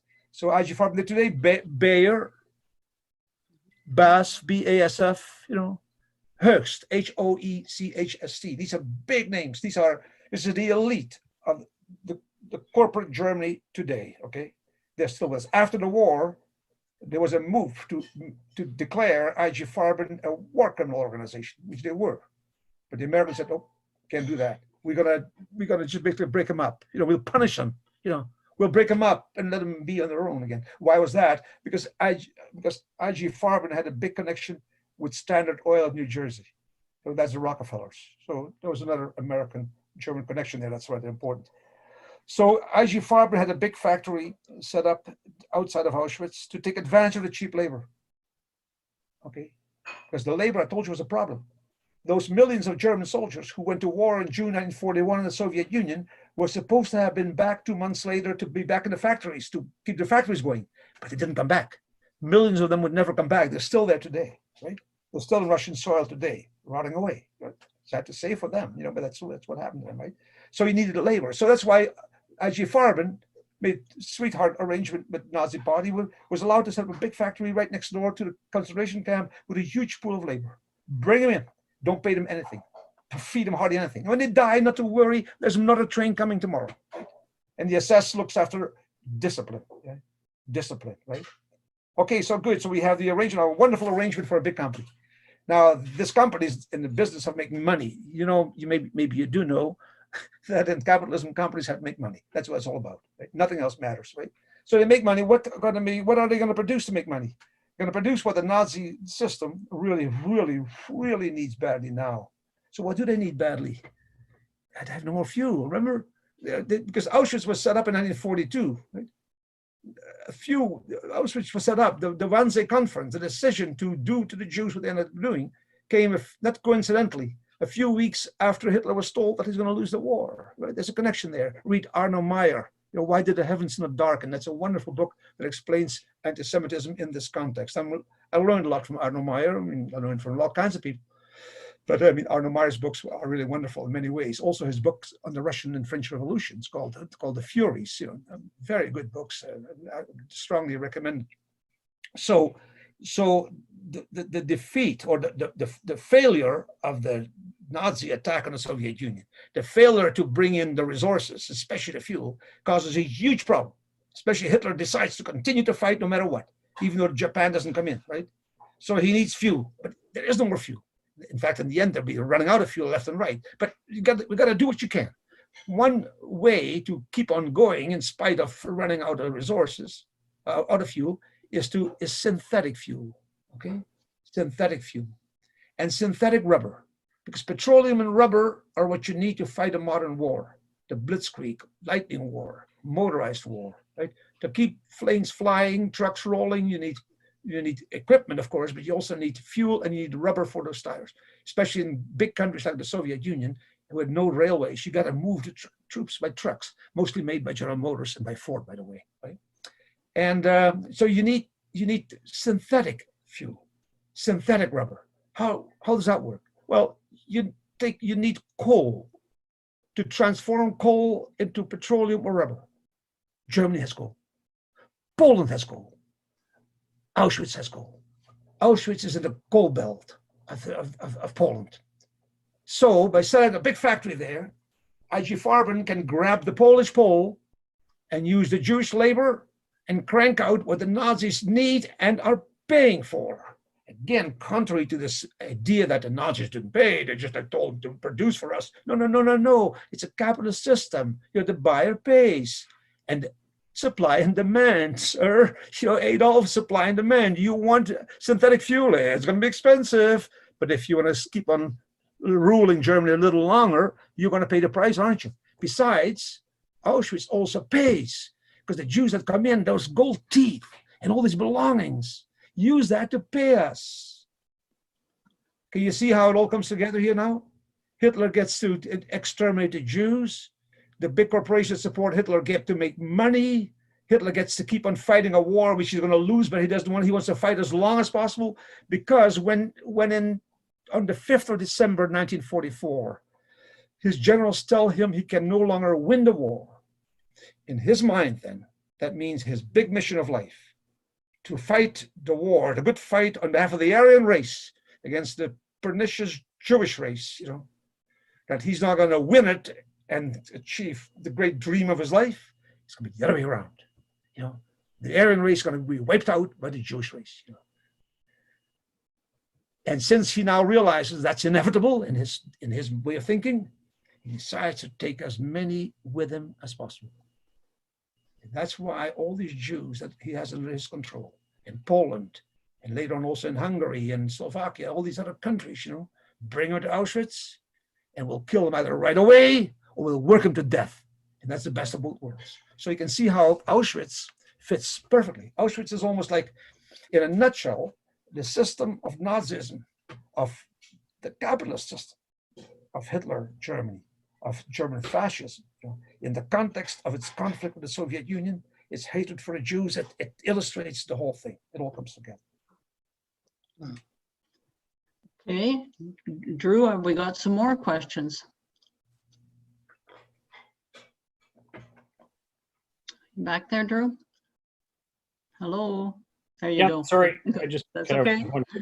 I'm back. Missing in action. Sorry. I've got a big broad one that maybe you both might want to speak to.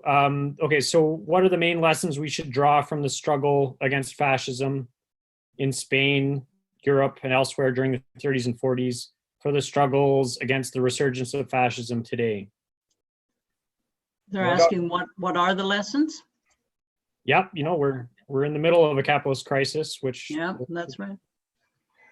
Okay. Well, I don't know if Omar wants to say something to that, or because I've been talking a lot already. I'd like Omar to have a chance. Omar, do you want to jump in on that one? Not that I don't have anything to say about it.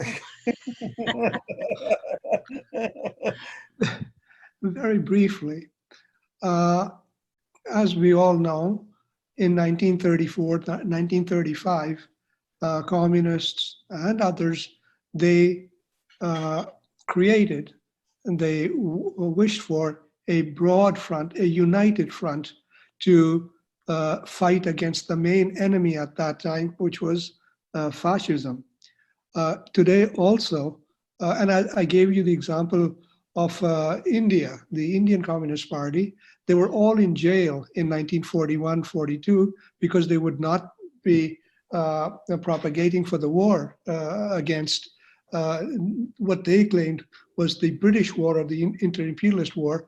But then they started to, when the war became an international war against communism and socialism, they all joined in that effort. They did that to fight the common enemy, as we must, in my opinion, join together to fight the common enemy of imperialism and of this huge depression that is coming at us. At the same time, we must keep our minds to the fight for socialism also. It can't be one or the other. It's got to be both. A fight against imperialism, against the effects of the depression, against the massive unemployment, hunger, inequality, etc. Fight for reforms, but at the same time, keep our eyes on the goal that it is capitalism. Just as in the case of Nazism, it was capitalism that created the huge issue for us, that in the end, we will have to fight capitalism and get rid of it to get rid of the problems that are afflicting us. Okay. Jacques, did you want to jump in on that one at all? Well, no, I'd rather leave it at that, because as an historian, I'm more used to looking backward. I mean, I have some ideas, but I'd rather leave it at that. Yes. Right. The issue, if you both of you would like to comment on as well, the issue of what we seem to be seeing, which is more and more funding going into some of these ultra-right organizations in the United States around the pandemic. Some of the organizations that have been demonstrating to open up early apparently are being funded by some corporate funders, and they're coming out with their guns, and they occupied the legislature in Michigan with assault rifles, etc. Does this have the same flavor in terms of, do you see that as a fascist development, or as a proto or a potential fascist development in the face of a crisis? Well, there's lessons to be learned from history, and sometimes the wrong lessons are learned from history. But when you look at the rise of fascism in Germany, for example, which is, of course, in many ways the most important example, although the rise of fascism in Italy came earlier, and therefore is also very instructive. When you look at the rise of fascism, and you look at how a fascist movement like that of Hitler was supported from the start by some big bucks, by industrialists and so on, there are thousands, well, okay, hundreds of historians will tell you, well, that means nothing, because so many industrialists did not support him, and so many of them, as is the case today, support all kinds of political parties. I mean, we all know that the same corporations make donations to the Conservative Party, the Liberals, and even the NDP, because why wouldn't they? They have enough money to go around, and it's good to have friends everywhere, and it's like a kind of insurance, why would you put all your money in one basket? And the name of the electoral game is that, so one day the Liberals win, the next time the Conservatives will win. You want to make sure that you always have your friends in these parties. And it worked similar with the fascists in the early 20s, for example, when Hitler was on the rise. His early rise was very slow. I mean, he was immediately he was perceived to be, rightly so, as an aggressive bugger, willing to use violence to basically to beat down, beat up, or that could be useful for counter-revolutionary, undemocratic purposes, and so on. And he was supported by some industrialists right away. But then when you point that out, some historians will say, yeah, but the majority of industrialists didn't see that. There was a few nuts, yeah, sure. But the reality is that the German corporations already in the 20s did the same thing that corporations now do. They preferred, many of them did not see Hitler as their first option. They had other options. They preferred traditional conservative parties, respectable bourgeois parties, like the Conservative Party today, for example, the Liberal Party, and even in some cases with the Social Democratic Party, because they're not revolutionary, they don't threaten to change. They want a few reforms. I see socialists or social democrats as the party of Keynesianism. They're not really a party of socialism; they're a party of Keynesianism, right? So, but they also don't want to exclude the possibility to perhaps think about in future, perhaps just in case, in the future, this guy could be useful. And that is how we should look at Hitler also. For a long time, corporate Germany did not really see that much potential in Hitler, but they didn't neglect him either. They kept him, they gave just enough money to keep him alive, just in case. And fascism is the stick to the carrot. Capitalism, as we know it historically, has developed, and even today, can offer you a carrot or can use a stick. All right. I wrote a paper once about that. I should find it somewhere. It's called how the welfare state is the carrot and fascism is the stick. For example, in the 30s, when capitalism feels really threatened, it uses the stick. That's fascism in the 30s. In 1945, when fascism was defeated, the stick suddenly was out of favor.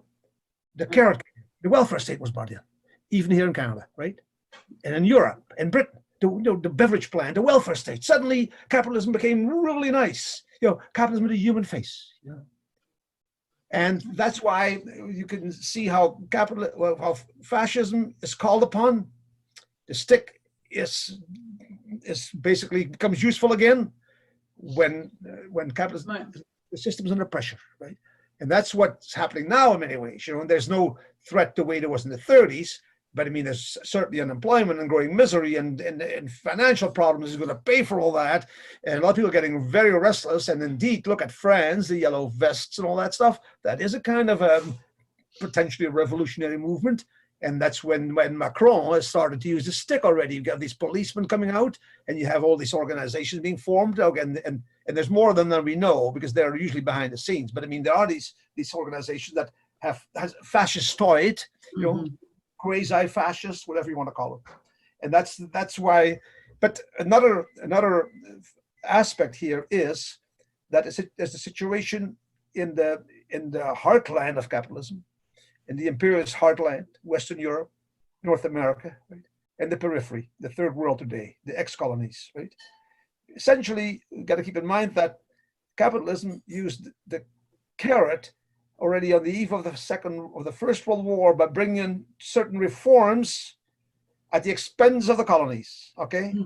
Essentially, the restless, potentially dangerous revolutionary working class in Europe, in the heartland, was appeased, was pacified with concessions that were financed by increased exploitation in the third world. I think Omar will agree with that. There's a wonderful book about that called World Divided Class by Zach Cope. I don't know if you know him. There's also a book about settler capitalism and so on. There's a number of books I could recommend here to the listeners and the readers. But that's another thing again. So you're more likely to have the great misery that leads to the great restlessness and discontent that then causes capitalism to reach for a stick in the third world. And in a way, what we have now is that this is happening. There's more likely to be discontent, and the revolutionary movement has more potential in the third world, and therefore fascism has great potential in the third world as well. That's just a consideration. But you'd have to look at each case, of course, and Omar knows this much better than I do. But India is Pakistan, Africa, South America, for example. Omar, did you want to speak to that? Yeah, I agree with what Jacques has said. But the thing is that in the United States, in England, in Germany, in France, and even in Canada, the ruling elites pay a lot more attention to profits than to human life. And so there has been no shutdown worth the name in the United States or in England, and very late and in Italy, in France, etc. Because their thinking is that let us make money, let not anything or anybody interrupt making profits. And for the workers, if 100,000 die, 200,000 die, 300,000 die, whatever, we have such a reserve army of labor. We will always find labor and cheap labor to keep on working the economy, making profits for us. It's a very inhumane, a very anti-human way of thinking, but that's what capitalism is nowadays. Hmm. Okay, thank you. Drew, what have we got? Anything else here?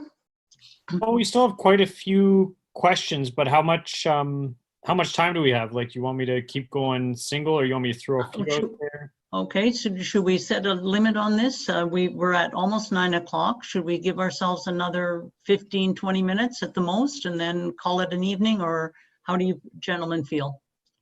Yeah, I'm happy with another 20 minutes. It's fine. Okay, so we'll give ourselves 15, 20 minutes to answer as many questions as we can.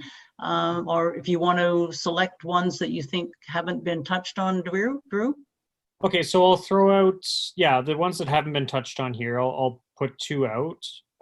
So could the question of partisan groups operating in Eastern Europe be discussed, particularly Jewish partisan groups often armed by the USSR? And I'll try and expand the question a little bit, because I think it would be interesting to talk more about the partisan and other resistance to fascism's a role in defeating fascism in Europe, and also in Asia too, where there were specific countries that had strong resistance against Japanese occupation.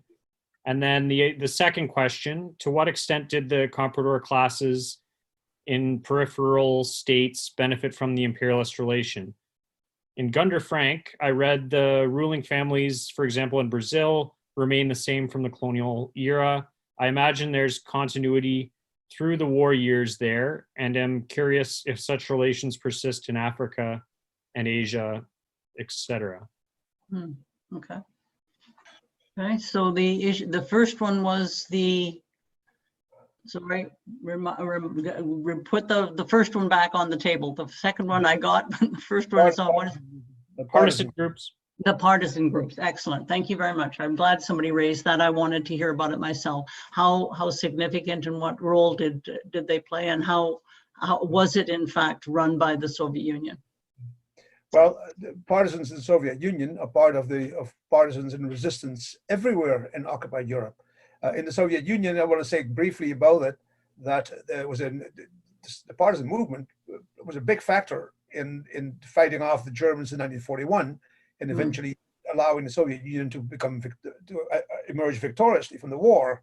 I mean, the Germans, in their great hurry to get to the oil fields of the Caucasus and to Moscow and Leningrad all at the same time, had to bypass huge areas, including forests and so on, where entire units of the Red Army actually had taken refuge and organized themselves. And the partisans were highly organized. And of course, the distances in the Soviet Union are such, and the communication thus were difficult, and the lines along which the supplies to be brought up for the Germans are so vulnerable, that the partisans played a very, very important role. I'm not a military historian at all, and that's really all I can say about it, but I know that they're very important. And it's also similarly obvious, another two more things, that the Nazis, Hitler especially, and the Nazis had expected basically the whole population of the Soviet Union to welcome them as liberators, And there's still lots of historians who say that's what it was. It's just simply not true. I mean, there were the collaborators, there were people everywhere. And the most famous example of that is some of these Ukrainian nationalists that helped the Nazis and committed some of the biggest war crimes against Jews and so on, because they shared the same Judeo-Bolshevik kind of ideas of Hitler and of Henry IV. They saw every Jew a commie and every commie a Jew, right? And the commissars and the Jews were immediately executed immediately. So obviously Jews played an important role in the partisan movement in the Soviet Union. And the partisan movement then was much stronger, much more potent than the non-existence that was expected from them, so to speak, right? That's one thing. Secondly, the partisans, the resistance everywhere in Europe was much more important than we have usually been led to believe. And there's a reason for that. For example, France had a major resistance movement, but usually it's presented as, well, you know, I mean, they didn't do much, you know what I mean? They just came out when the Americans came to liberate them. Then they were all there. Then they were suddenly all like we're in the resistance, right? Well, that's also bullshit. I mean, the resistance was very important, extremely important. In fact, much more important than we believe, been led to believe. Which raises the question: why does our traditional historiography and the media and the Hollywood movies, except for glorifying a few individuals, usually overdone? You know, why is that? And the answer is because everywhere in Europe, the resistance was very left-wing and mostly led by the communists. And they had plans for after the liberation that were not simply a return to the status quo ante, back to where we were before, back to the dirty 30s. No, the answer was we're going to have a new future. We have a new system. We're going to move away from the old system. We're going to have socialism. And because especially as the war then progressed, after it became clear what was not yet clear in December 41, other than to Hitler and a few people, that Hitler was going to lose the war, that became obvious after the titanic battle of Stalingrad. And then in France, for example, everybody knew that Hitler was going to be kaput shortly, that the Soviet Union was going to be the winner. And that was a tremendous boost for the image of the Soviet Union and for the image of socialism.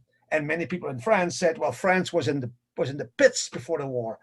So was most the Western world was basically in a deep depression with no way out. The idea that Franklin Roosevelt's New Deal solved the problem is utter nonsense.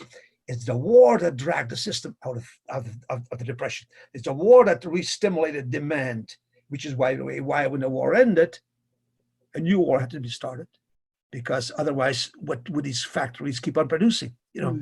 And how would we find jobs for all these GIs coming back? So the Cold War had to take over where the hot war left off. The Cold War was needed by the Western system, essentially, you know, to keep demand going, right? And when the Cold War suddenly finished, unhappily might say, when our dear enemy, the Soviet Union, suddenly collapsed, there was a search on for another enemy. And they looked and they found, at one point, that might be China. Well, that's a bit tough guy to take on. But then thank God for Saddam Hussein, Milosevic. Immediately we found new Hitlers everywhere, didn't we? And started bombing the hell out of them to bring democracy. Bombing is a great way to bring democracy to countries.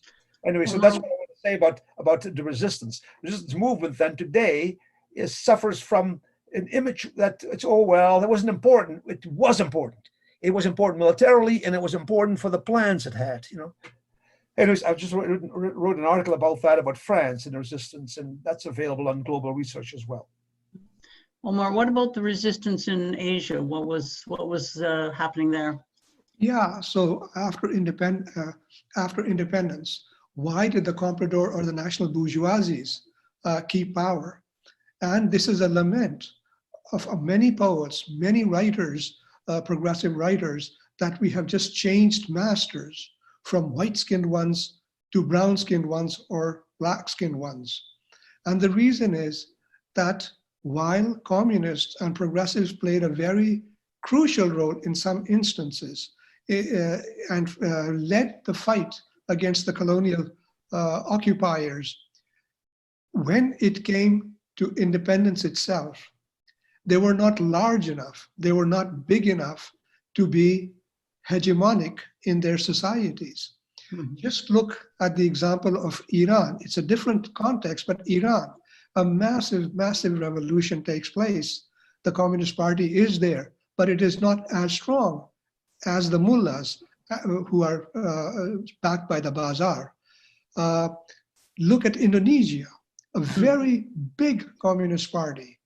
And when it looks as if it is about to take power, or it might take power, the genocide that takes place up to 1 million people in 1965, mainly ethnically Chinese, all belonging to the communist or the progressive movement, are massacred. China was different.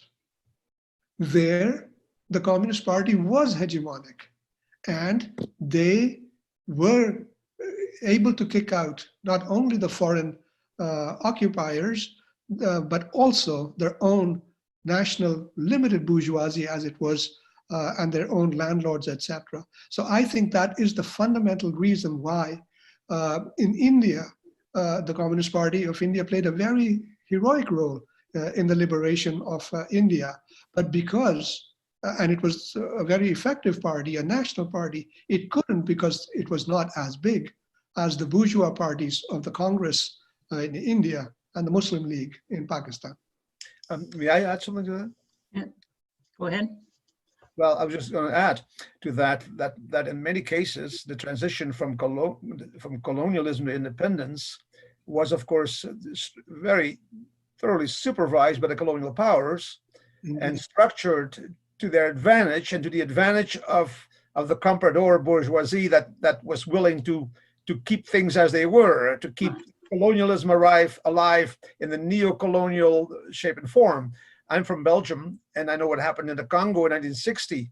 I mean, the leader was Lumumba. Lumumba was not a communist, but he certainly was willing to work with the Soviet Union, and he had a mass following.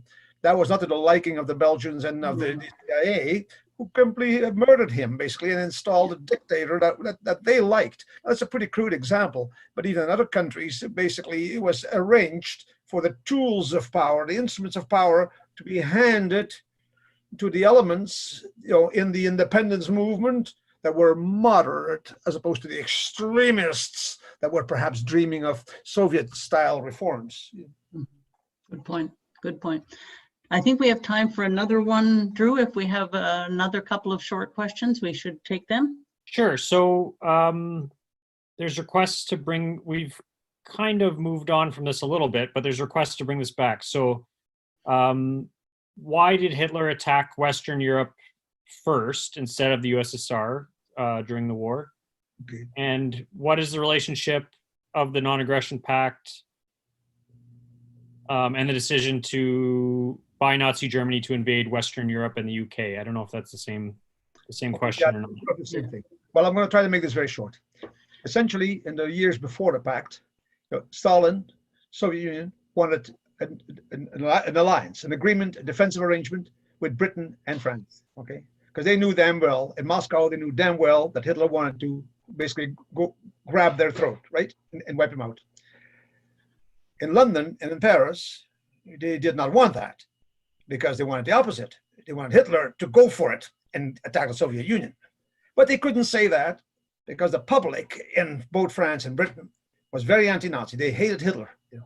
And a lot of people, especially there was still a working class in many of these countries, sympathized with the Soviet Union, either because they were communists or they were sympathetic, to what was happening in the Soviet Union, where, for example, there was no unemployment, there was no Great Depression, there was problems, but nothing like in the West, where there seemed to be no hope. It seemed like capitalism was collapsing for good.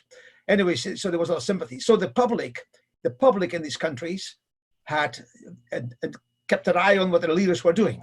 So the leaders of Britain, especially Chamberlain, and France, Daladier, were forced to agree to talk to the Soviets about an alliance without wanting this alliance. And they were actually forced to fool the public to pretend that they saw Hitler as an enemy, whereas in reality, they saw him as a wonderful guy who was going to do the dirty work for them. They could not say the unspeakable. They could not say, okay, guys, okay, look, we're trying to set up Hitler to attack the Soviet Union. Don't you get it? Of course they couldn't say that. So they had to put up a show. And that whole show, that's a policy of appeasement, as we call it.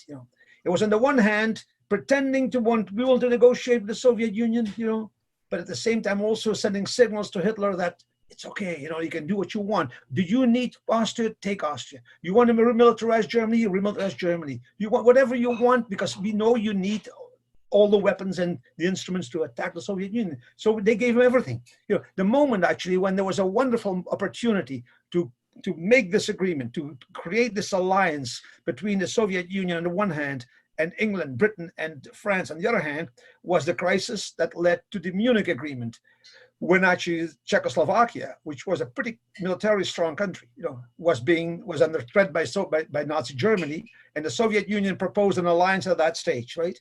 And at that stage, if there would have been an alliance of Britain and France and the Soviet Union and Czechoslovakia, Hitler's army would have had no chance against them. And that's why they were, that's why, to avoid having to make that obvious arrangement that the people wanted, they flew to Munich and actually gave Hitler exactly what he wanted, and came back, and to defend to the public what they were doing, they said, peace. We're just doing it because we want peace in our time. They were playing that card. They knew that people really didn't want a war. Obviously, after the First World War, people weren't keen to see another war, but they didn't want to appease Hitler. But they appeased Hitler. So they played that card. Now, Hitler, from Hitler's perspective, this is all wonderful. He gets everything he wants. He wants Austria, he gets Austria. He wants the Czechoslovakia. Then he occupies the rest of Czechoslovakia, and never a peep from London. They say, well, they protest a little bit, but it means nothing. So he loves that game. He loves that game. And that's when he turns to Poland. He says, now I want Danzig. And when that comes up, this is now March 1939, now the public in France and Britain is furious. And Daladier in France and Chamberlain in Britain cannot possibly say, we're going to make that concession. It's impossible. It's just impossible. But they've given him enough. He can do it without, he's just bluffing. So we just make a big dramatic gesture that'll impress our public and make Hitler do what he wanted to do, attack the Soviet Union, without making a demand with respect to Poland. And Poland, that's another case that we could talk about separately. Why then did Hitler actually attack Western Europe? Well, this is what I'm going to say. So Hitler now realizes, or he's ticked off, that London and Paris, having made all these concessions before, now refuse him this little morsel of Danzig. What's the big deal, right? What's the big deal? Why don't I get that? So he now thinks, my God, they're double-crossing me. In Germany, there's a tradition going back to the First World War, that perfect Albion, that those Brits, you just can't trust them. Maybe they're trying to set me up, and when I move to the east, to the Soviet Union, they may stab me in the back. They may attack me in the back. So Hitler now is getting suspicious about that. And he decides that maybe, just maybe, he better make sure that when he starts out to fulfill his big mission, which is the war against the Soviet Union, that he's not going to be attacked from behind. So he decides to attack the West first. And you may say, well, that's pretty ambitious. Well, for that, first of all, he needs to make sure that he's not going to attack himself in the back from the east. That's why he proposes to Moscow, to Stalin, to conclude a non-aggression treaty, right? And Stalin eventually, well, that's what else could he have done? Essentially, he tried forever to make a deal with London and Paris, and didn't want to, right? And now Hitler can focus on attacking Poland, knowing full well, and this is another thing, knowing full well that France and England are not going to attack him, even though they declare war. They have to declare war when Hitler attacks Poland, and even though London and Paris had threatened him with war if he did so, he knows they're not going to attack. And he knows that because in Britain and in France, there's a lot of people who sympathize big time with Hitler, as I told you already. And the elite sympathize with Hitler, and they hate the Soviet Union. And they're willing to make sacrifices. They sacrificed Austria already. They sacrificed Czechoslovakia. They don't give a shit about Poland, okay? They're willing to give all that up for their big dream of seeing Hitler march the Teutonic hordes towards Berlin, right? And that's what they want to do. And and Hitler knows that. Now we know, for example, in England, just the other day I saw on television Edward VIII, who became king temporarily, then abdicated because of his love affair with Mrs. Simpson, his divorcee, and then he goes to visit Hitler, and he's big buddy with Hitler. And that's always represented as an anomaly It's not true. The upper class Brits loved Hitler. There was only a few who didn't, one being Churchill. But most of them did, big time. The Bank of England, you know, the big, they loved Hitler, right? They liked him a lot. And the same in France. And we know that in France, the elites of France, and I want to focus on France for a moment, this is very important. The elites of France, the political elites, the economic elites, the military elites, who are all traditionally very anti-communist. They're the ones who had sent troops to the Soviet Union in the Civil War to fight with the whites, right? And they have a big communist party in France, you know, and that's a big thorn in their side, right? And then they would love, they see what happens in neighboring Italy. Mussolini comes to power and wipes out the commies, and they say, that's great. And then a little later in Germany, Hitler comes to power, he wipes out the communists, and they say, that's great. You know, when are we going to do that? And in 1934, there's a sort of a wimpy attempt to do the same thing, and it backfires. And instead, a popular front comes to power. You have a government of commies and socialists, and my God, liberals. You know, oh my God, it's a catastrophe. And that's when these elites decide, if we can set up a fascist system ourselves in France, we can import one. And how are we going to import it? Well, I must go too fast, but by losing a war against Germany. And that's exactly what happened. And by the way, this is documented big time, okay? And I can refer you to some books about that. What essentially happened is that there were signals sent to Hitler already in 1939, that if he would attack Poland, that he would not have to worry about the French and the British attacking in the West. If they would have done so, it would have been catastrophic, as Hitler's generals knew. But Hitler knew they weren't going to do that. In fact, there was the phony war, it was called, right? The British and the French sat on their rear ends, did nothing as the German wipe out the Poles, right? And they did nothing. It was the phony war, meaning a fake war. They pretended to be a war. They were hoping for this whole thing to be over in Poland so that Hitler could then move to the east. And they would find a solution for the problem, right? But Hitler, as I mentioned now, Hitler knew that France didn't want to fight. And that's why when he attacked, he knew very well that the French would roll over and play dead. If you're a general of an army, like in France, and you make plans for a war, you make plans to win a war, there's no guarantee you're going to win it. But if you're the generals of an army and you make plans to lose a war, you're guaranteed to lose it. That's exactly what happened in France. They call in France the strange defeat, l'étrange défaite of 1940, right? And it's now known, it's known for sure, it's documented that the French essentially let the Germans in. Why? So their goddamn democratic government could get the hell out of there and install a nice fascist ruler. Pétain comes in, big butt, and that's problem solved. Hitler knew that. And that's why Hitler could afford to, you know, basically move against Poland and then move into the West, waiting essentially that they would be waiting with open arms for him, which they did in France. And same thing in Belgium, by the way, you know. Right. So that's what there. Okay. Do we have time for another one, Drew, or do you think this is where we should draw a line under it? There's no. Yeah, I think that's pretty much the end of it. Okay. All right. Well, thank you, Drew, and thank you, Jay, for providing all the technical assistance to me, who was technically incompetent. So I needed all that backup. And I thank very much our speakers. I was really, I mean, just an incredible illumination of a lot of issues from both of you. I really appreciate everything that you've been able to bring to us this evening, and I'm sure our audience has as well. So I want to thank you both very much. I should also point out, because we are on a People's Voice forum, that the People's Voice is the newspaper of the Communist Party that carries the message of the Communist Party of Canada to Canadians and throughout the world. And we are in the middle of a press drive, and I would urge everyone who has enjoyed this forum and appreciated what we've been able to bring to you this evening to go to the People's Voice website and to find a way to make a contribution so that we, the People's Voice forums, can continue to bring even more in the future. We will, I hope, be able to do that. So I urge you very much to make your contribution and help this paper stay alive.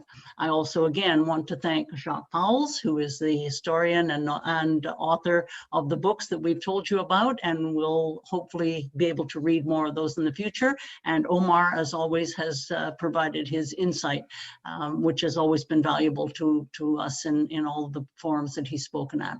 Thank you very much. Good evening, everyone. Have a pleasant evening. Stay safe, stay healthy. Goodbye. Good night. Take care. Leaving the meeting. All right, thank you. Bye. Okay, goodbye. Thank you.